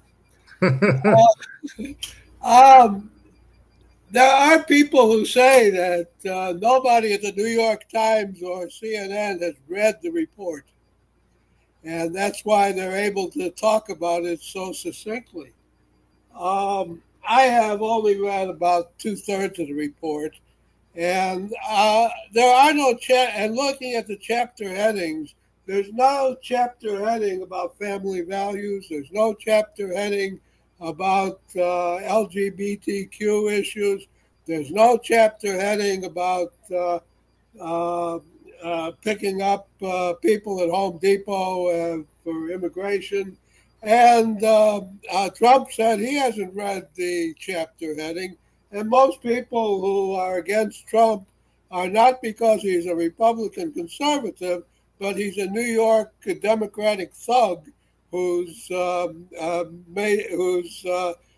used to dealing with code enforcement.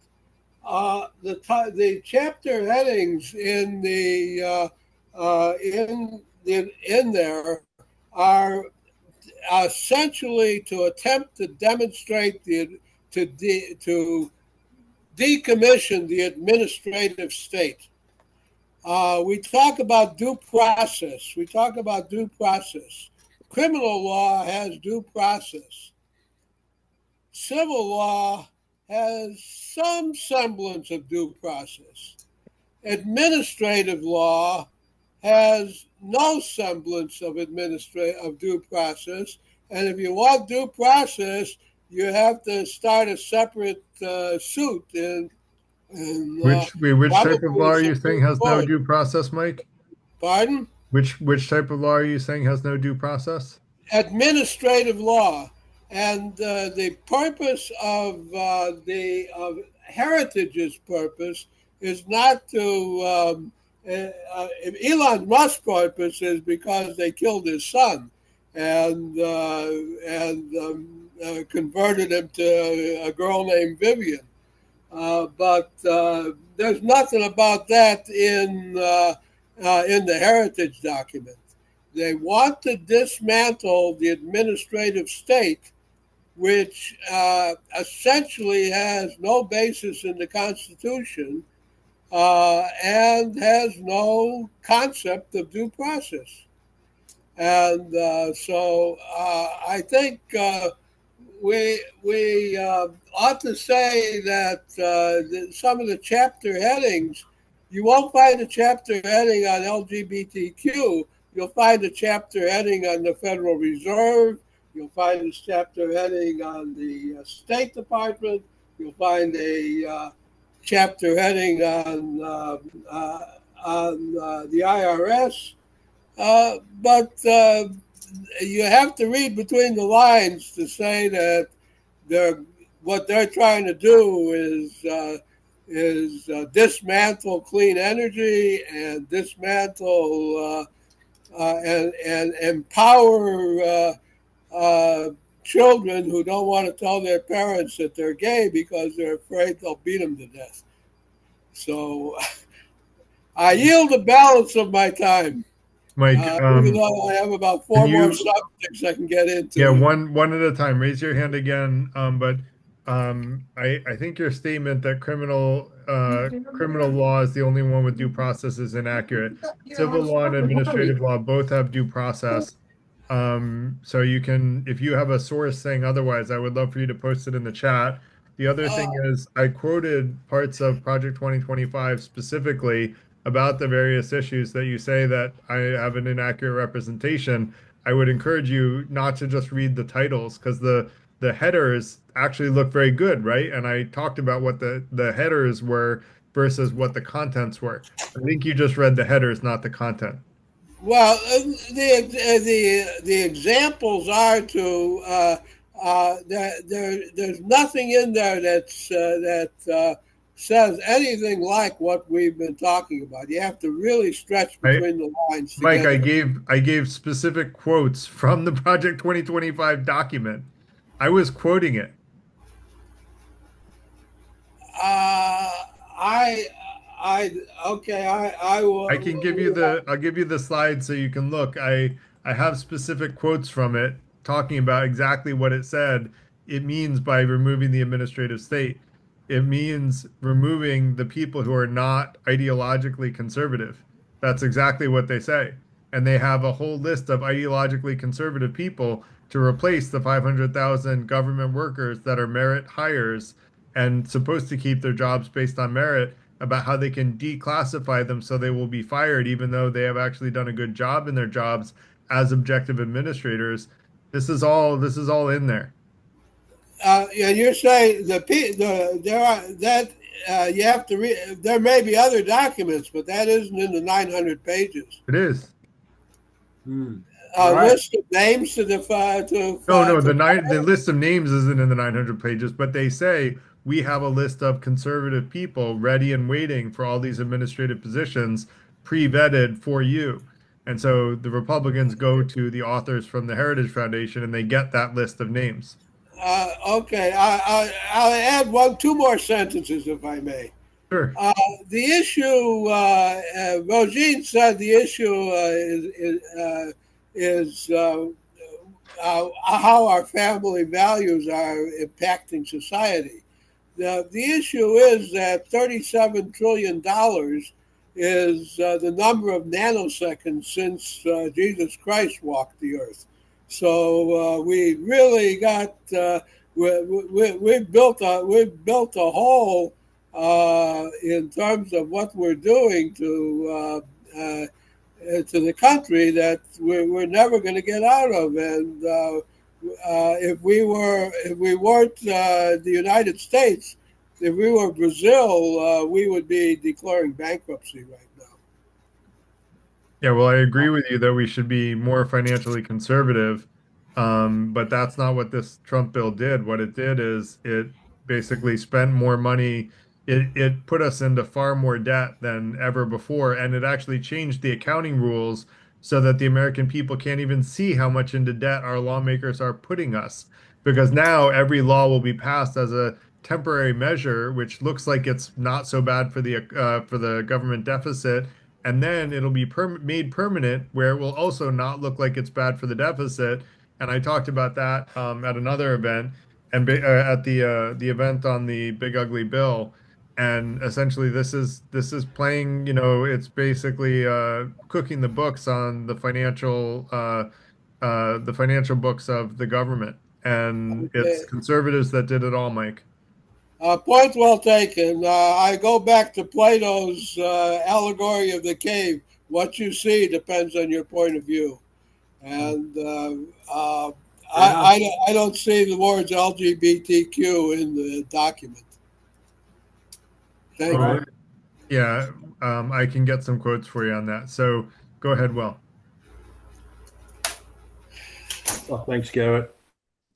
So I was just thinking about the LGBTQT transgender thing, well, the transgender issue. To me, and it's just horrible what Trump's doing. He's such a cruel man, whether you believe in his policies or not. I think personally, from what I've studied here, and we do look at it sort of quite objectively here in Australia. I'll put a link in the chat to an excellent TV program we have once a week where they look at the week in US politics objectively with a couple of experts. And it gives sort of an objective overview. It's called Planet America. I put the link in the chat. It's really good because I don't think you guys necessarily get much objective news. Like everything's polarized as it seems to be in the modern world. You're either on one side or the other. There are very few people in the middle nowadays. Reuters is pretty middle of the road. NPR is pretty middle of the road, slightly left leaning, but pretty Yeah. No, impacted. I'm not talking about this group. I mean, No, I'm otherwise, saying in the US, those are US news sources. Oh, you've got some, have you? Yeah, we do Okay. have some middle of the road. It's just they're not the popular ones. Okay. So Yeah. And Yeah.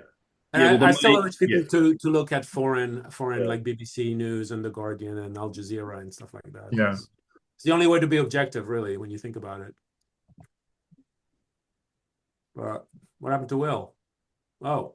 Yeah, so anyway, what I was going to say was that with the transgender issue, I mean, it's become polarized and in the middle, like there's no doubt that these kids are the ones that suffer.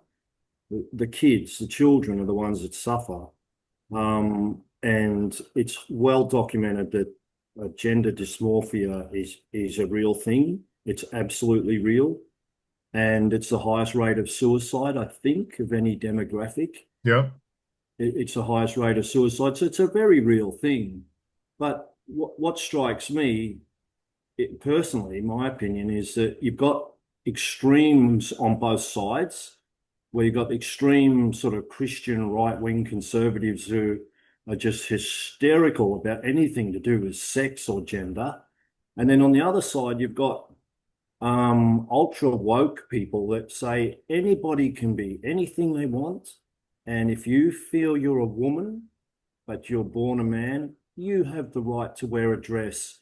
And well, that's fine. I mean, you can go to work. It's legal to go to work in a dress. It's legal to walk around in public in a dress. Imagine trying to do that 50 years ago. You would be arrested, right? Now this is how far we've become. Liberally, you have the right, and I think it's a very good thing. You have the right to go to work in a dress. Great. I don't care if a man wants to wear a dress.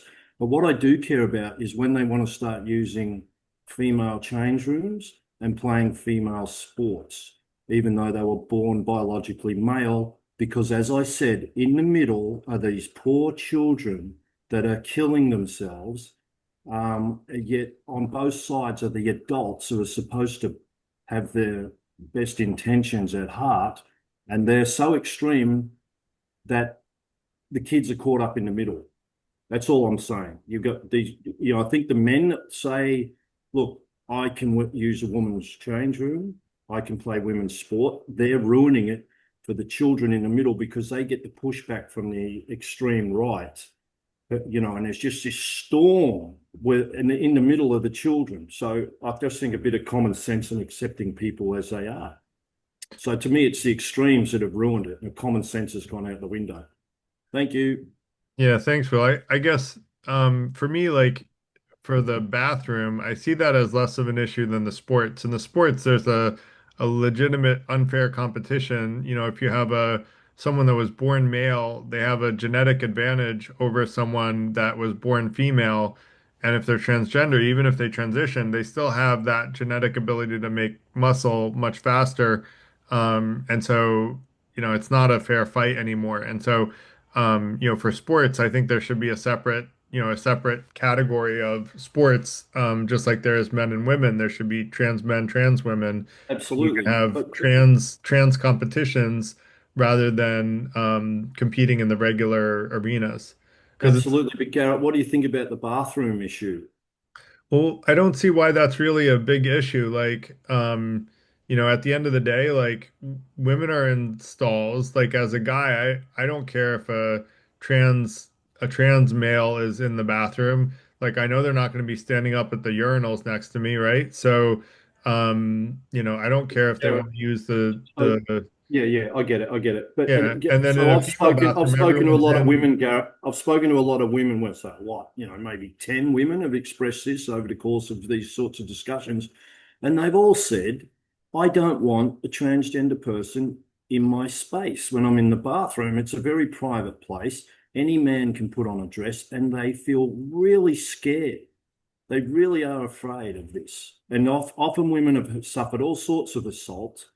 And next thing you've got a man in a dress in the bathroom because he says, "Hey, I'm allowed to." You know, imagine if you were a man and you said, "All right, I identify as a woman, fair enough. You can go to work, you can go shopping in a dress. How fantastic is that? That's awesome, right? But now, oh, that's not enough. Oh, no, I want to use the bathroom as well, right? And the women are scared, Garrett. And uh, this is a sort of extremism and sort of Do you have any narcissism. study? Do you have any study that shows there's more violence in from trans people in female bathrooms than No, I'm sure there's not. But what I'm saying is cisgender women don't like the idea of transgender men in the bathroom. They just don't. That's a fact. And and right? I and this don't is think it is what as why do simple they as have to that. use the bathroom? Can you Ideally, cite we the can just have study, unisex. or are you going based on anecdotes of the women that you've spoken to, or can you cite a study on that?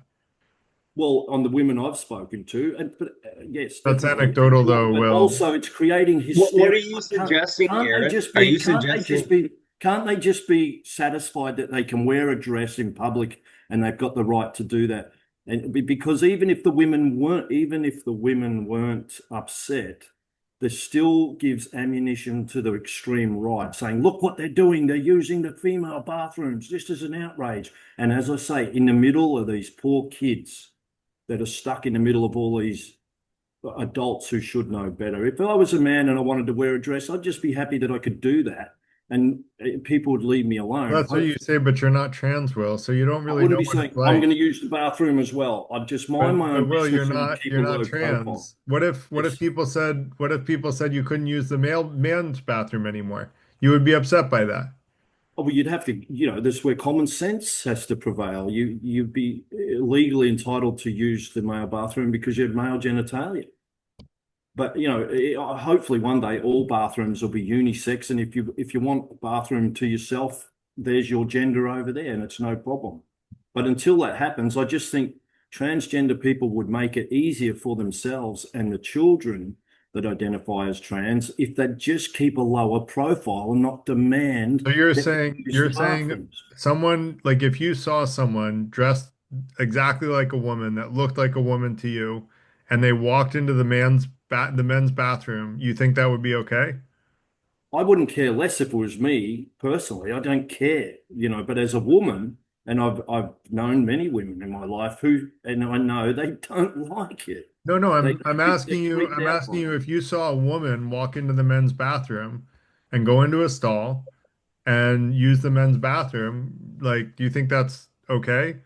Not the same, Garrett, you know Well, it. it's not the same, but also as a male, you're not What if you're a intimidated. Garrett, woman? in the What real if world, Garrett, you're not intimidated by females. Men let me are give not another That's it. intimidated by example. Let's say you're a females. woman and a man walks into the bathroom. By all looks of it, it's a man, and they walk into the bathroom. Is that okay? No, What if the man is trans? And it's not he's okay. actually a female. He's actually a female, but he No, he's looks not a male. female. He's a No, man in a dress. he's he's actually a female. He's a He's not a woman. female. He's a No, male who no. identifies Hey, as a Listen, female. Garrett, Will, hold on a please, second. He's a male who please, identifies Will, as a female. listen, There's a big I've listen. got a difference, big Garrett. problem. Hey, Garrett, let me say something. Fairfax County, Virginia, where I live, it's there's this homeless guy, and they've been dealing with him for years, and he's using the law, and he's not. There's pretty obvious he's pretty unstable, and he's uh, not a very good character person, and he looks hideous and terrible, and he's going into change rooms in activity centers and these community centers. He's going into change rooms and claiming he's transgender. And I'm liberal as anybody on this site, and I want to protect people, but I don't believe they belong in sports, but like you do, Garrett. But this guy, they're having I fits don't with think him. he should be going into No, female he's bathrooms, but let He's me let going, me wait a minute, give he's going in and exposing himself and yeah, walking around that's full, illegal, right? That's illegal. So not in these open change rooms, and they're having a fit with him here in Fairfax County.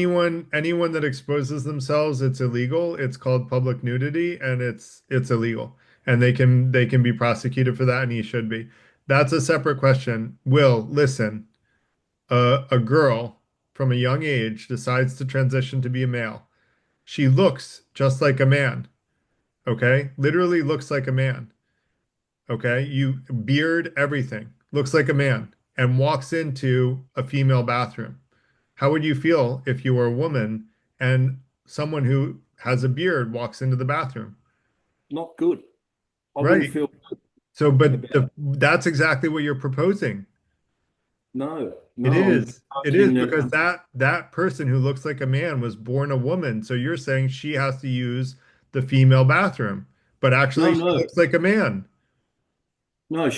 I think You're even in saying that she's stuck case, to that her if they own could gender's use, in bathroom. that case, if they were born a female, I personally would let them use whichever bathroom they wanted, right? Because men commit like 98% of sexual assault are males. And this is where the real world kicks in, as opposed to people's rights. And I think, well, I'd like to see in the chat, how many women here, just put yes or no, It's are you 30 to comfortable? 40% feel uncomfortable or uncertain. But I can tell you, those people would feel uncomfortable or uncertain if one of my trans friends walked into the female bathroom. So 40% are uncomfortable 30 or to 40%, uncertain, you're and picking the and so number that you like therefore the best. 40% of people have to be uncomfortable or uncertain, so that No, 0.1% you're of the making more community people can use the uncomfortable. You're bathroom. making more people uncomfortable because you're saying my trans friend who was born a woman but looks male, you're saying he has to go into the female bathroom. I'm talking about men that And identify as vice feminine. versa. Then you have No, guys, it's and not now the a girl same. walks into the It's bathroom. I would feel uncomfortable with that. it's a straw man. It's a No, straw it's man not. because It's it's a not the it's a same. legitimate example. No, it's not the same. I'm talking about males that Well, I'm saying as a identify as male, I would females. feel uncomfortable if a woman walked into the bathroom and just decided to walk into a stall. That's Yeah, but uncomfortable. well, that's fair enough too, if that you're entitled to feel that. But most men don't, not that particularly intimidated by females. It's That's not just intimidated. Will, don't be a jerk. Seriously, that's rude. what, how do you mean Intimidated? Come on, intimidated? dude. Like, really. Intimidated? Well, how's that? How's It's not that? intimidating. It is uncomfortable to have someone of the opposite sex walk into the bathroom. That's exactly what you're saying. Uncomfortable. But All right, uncomfortable. I don't think there's a big very big difference complicated is between the wrong word. uncomfortable and intimidated. And if you're not sure, look it up after the meeting. Yeah, well, that's a bit condescending, but Yes, Uh, and I'm responding in kind, so I'm yeah, sorry. I shouldn't have, yeah. It's but good I to was see you doing get a bit exactly what you angry, did to Garrett. I me. like seeing you get a little bit angry Yeah, sometimes. well, I usually don't, you know that, but Ah, you're being only very seems to hypocritical be here, me. Will. You're basically saying that women should like if someone is born a man, that even if they look like a woman, they should have to go to the men's bathroom. No, I'm saying I'm only talking about that males that are born male that identify as female. Well, they should be happy to be able to wear a dress legally, and that's fantastic. I will vote for that. Let people do what they want. You But just you're just saying you want disagree with me when more, you said what I said. I said if someone was born, uh, I just gave the example. If someone was born female, yeah. but But they transition to be male, then they're female to male transition. They look male. You're saying they should use the female restroom.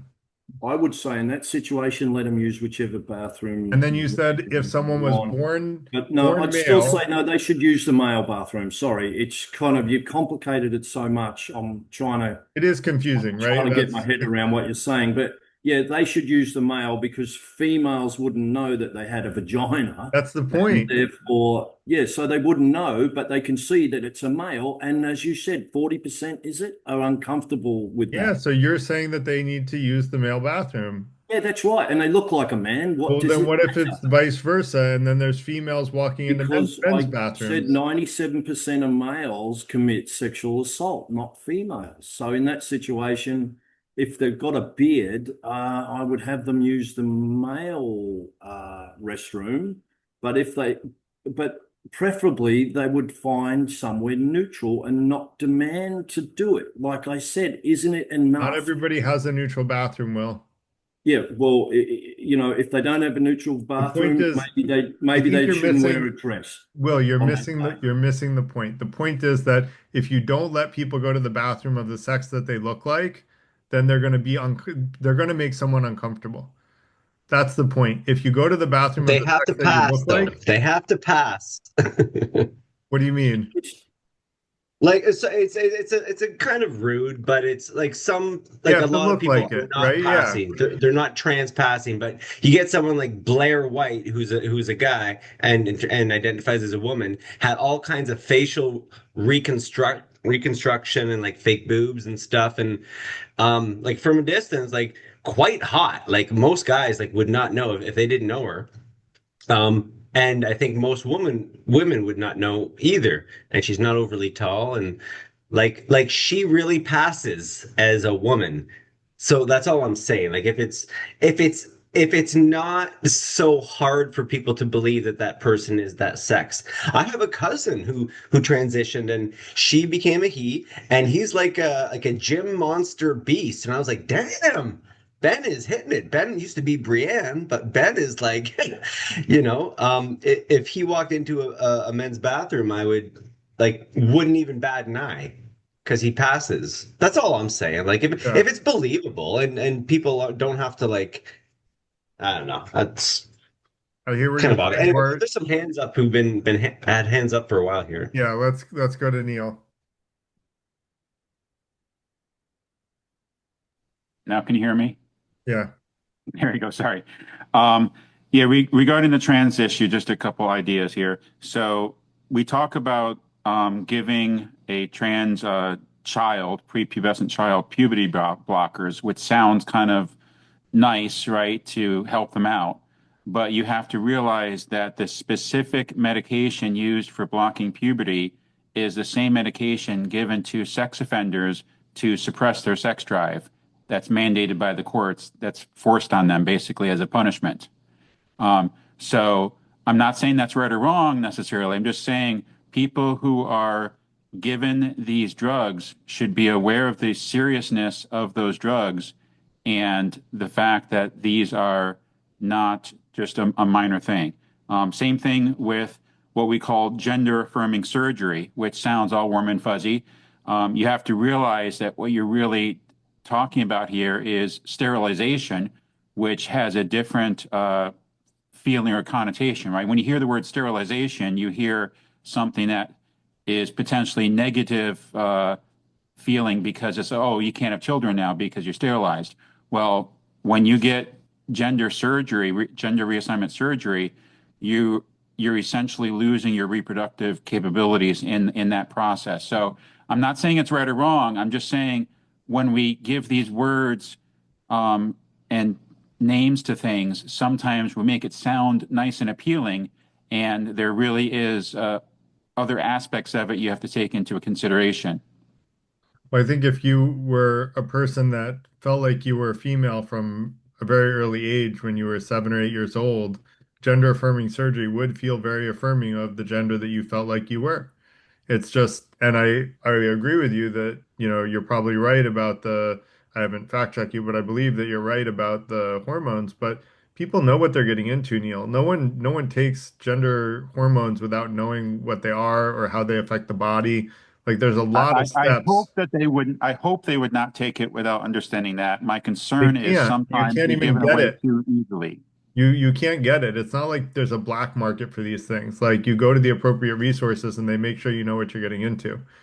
So there's no black market dealing now. Like I, ecstasy, you once might just again, take in a club. I hope what you're saying is correct, that they're properly Look it up. informed. I've Yeah. heard too many stories of people that got the stuff too easily and then found out Yes. later that it's not what they didn't get the whole story up front. I'm just saying people deserve the whole story up front, which you're saying they're given, and I'm saying that's not always the case. That's what I'm trying to So say. cite a source that's objective and not, I right just wing. put a source in the chat there. What Neil is saying is accurate, and that's why I'm saying like I don't fully believe you, Garrett. There, The Free it has Press is been not very an objective or a fact-based source. I'm familiar with okay. that. Okay, well I'll tell you this. The Jamie Reed she worked at a gender I don't clinic. want to, Bart. I don't even want to give airtime to the Free Press. Like they're not even mostly factual. The woman was married to a This transgender is what man. they Like, claim, but Bart, this is fake news. Like you're reading no, it's sources not. that are not factually accurate. I can get the So fact check. you don't appreciate anything from or the fake press, the free No, I press. don't. I Interesting. like. Okay. I'm pretty sure that they're mixed. They're not even mostly factual. They're they're mixed in terms of fact-based so everything that you read in there could be a lie. And half of it, Okay. Oh, more well, than half of it I is a will. lie. Okay. Well, I'll let you know the subject of this article spoke to Congress, U.S. Congress, on Claim. what she. Hey, That's what they claim. Did that's you what they fact check claim. that? I saw the hearing. Okay. She didn't claim. I Okay. watched the video. No, yeah, no, she's Okay. the real deal. Well, she may be And the real anyway, deal, okay, the but what long they and short of reported it is, about probably isn't. okay, no, that's not true. Okay, Garrett, you need to like listen to what Neil is saying, what I'm saying. What he's saying is true. For a long time, it has been too easy for teens to get gender affirming like puberty blockers and then move on to the hormones. Okay, that's the reality, and that's why I don't believe you, and that's why I would vote conservative because your type it's like you're just like not in touch with reality. Okay, like this You're is the where the one rubber hits watching the road, man. mixed factual news.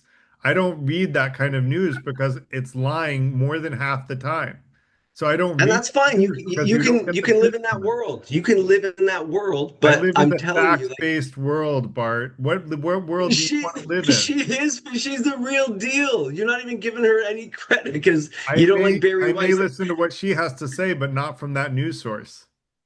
Okay, go Google Jamie Reed, and I mean, she worked there, and like she said, she thought she was saving trans kids, and she was like promoting it, and then saw this like super record number increase in the span of like a year, maybe 2 years, and it's very persuasive reporting.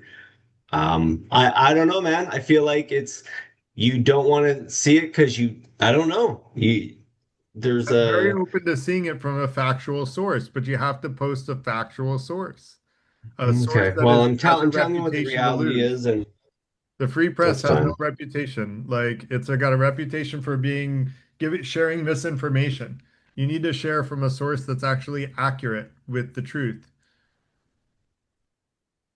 Yeah.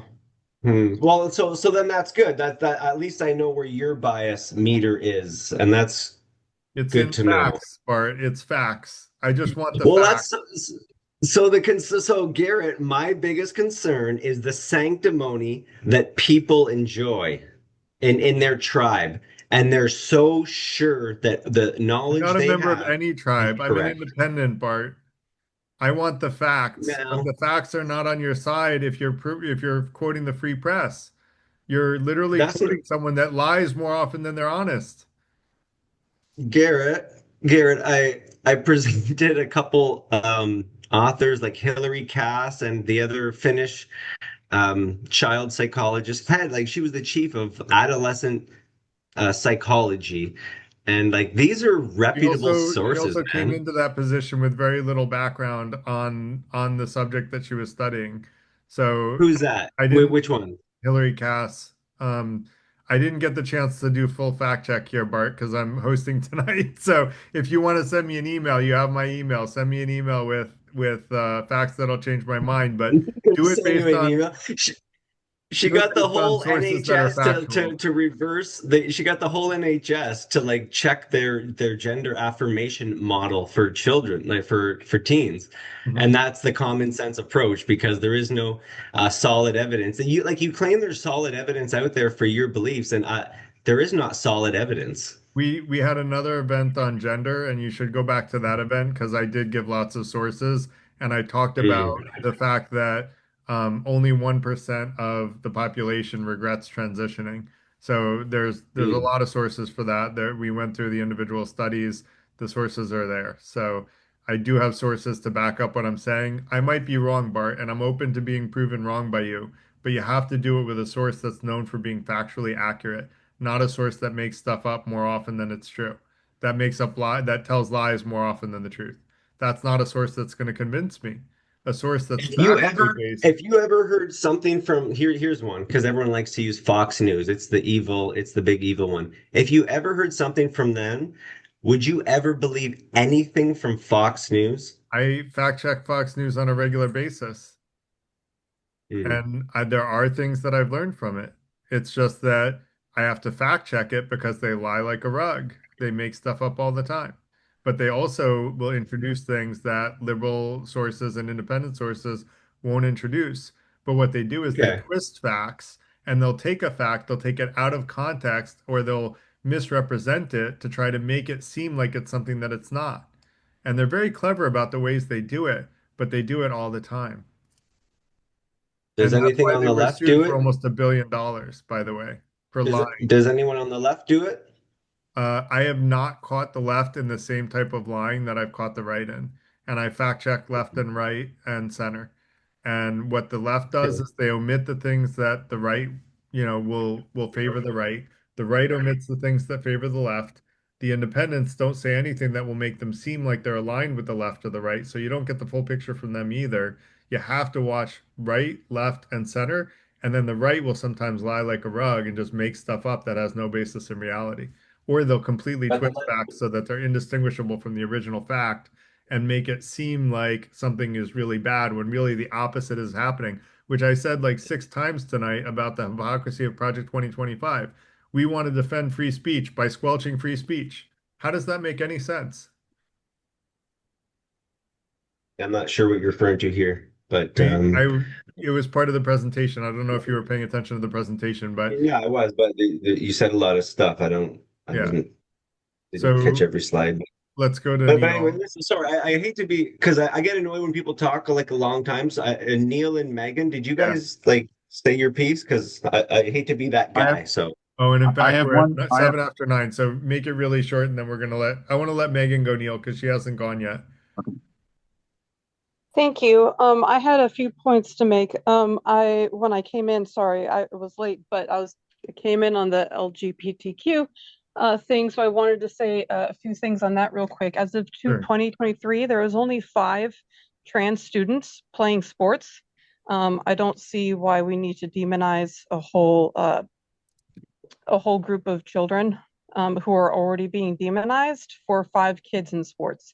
I think that we can maybe make room for the very few people that are already going through some really hard things in life and maybe make it easier for them to join in.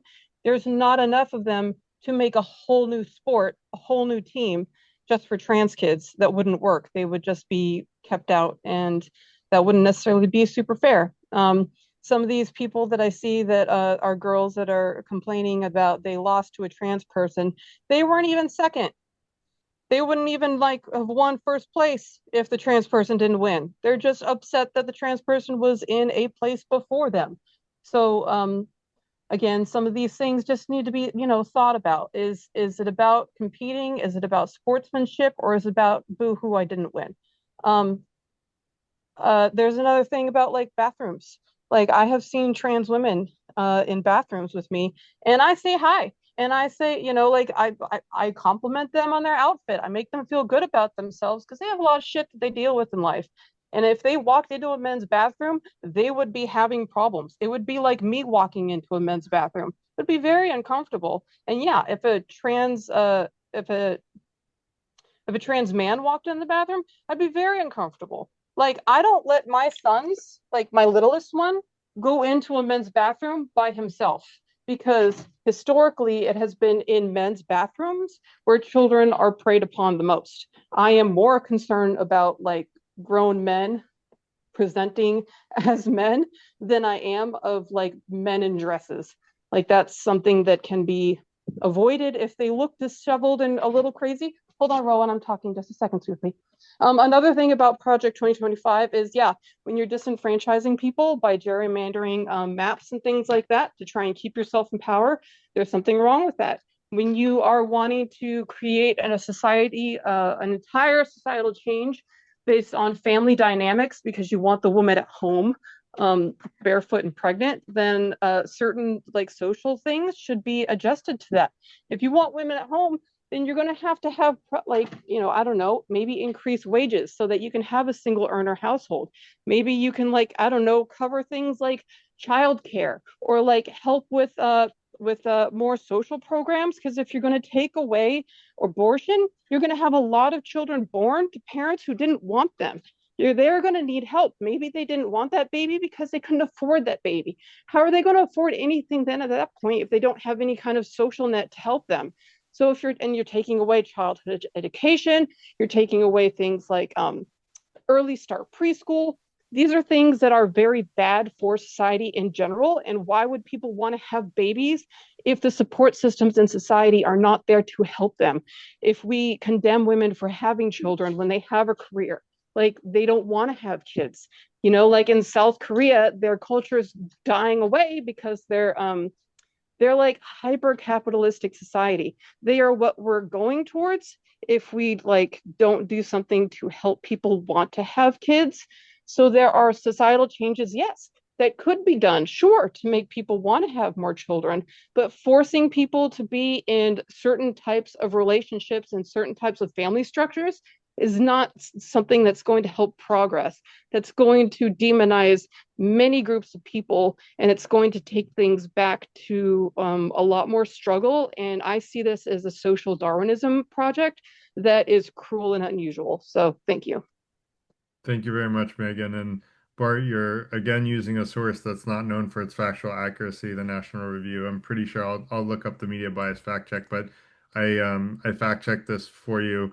And Megan, I really appreciate your comments about the bathroom from a female perspective because I I have put the original document in there from the UN Special Rapporteur on Violence Against Women. It's a legit thing. I mean, if you really want to know the truth, it's out there, Garrett. You can't just dismiss everything. Well, I'm not dismissing everything, and I'm not saying that that's wrong. I'm just saying when I looked it up, there were the first thing that came up was out of 500,000 total college student athletes, he believed fewer than 10 were transgender.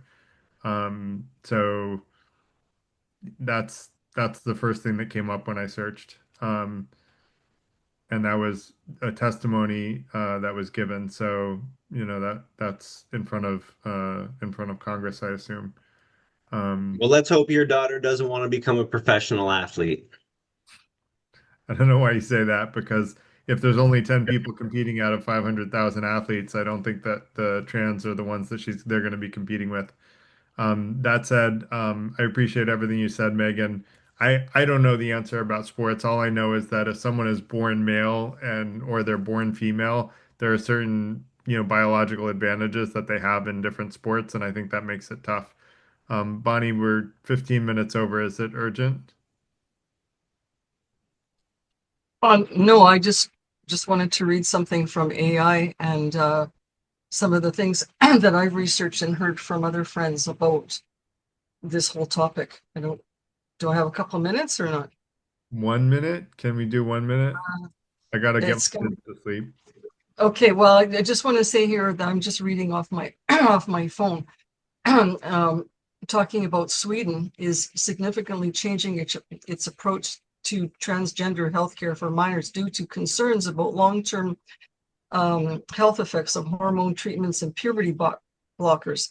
And it goes on here and it says insufficient evidence. The primary reason for the change is the lack of robust scientific evidence on the long-term effects of puberty blockers and hormone treatments for minor. Increased cases. There has been a notable increase in the number of young people, especially teenage girls, being diagnosed with gender dysphoria, raising concerns about potential social influences or other underlying factors. How do you speak to that? What was your source for that? This is just on AI from my phone, but I do have other sources and I can't cite them to you right now. I've been going through this for a while. Yeah. I But mean, this is, I do this, know it's highly contested territory. If you look at where the conversation about transgender is now, it's where the conversation about, being gay was 40 years ago. Transgender is only now being recognized as a thing that might be something that we need to deal with as society. It's been long shoved under the rug. And how do we deal with it is still TBD, right? We're trying to figure that out as society. I don't think all the answers are known. I think that there might be lack of studies indicating 100% certainty in one way or another.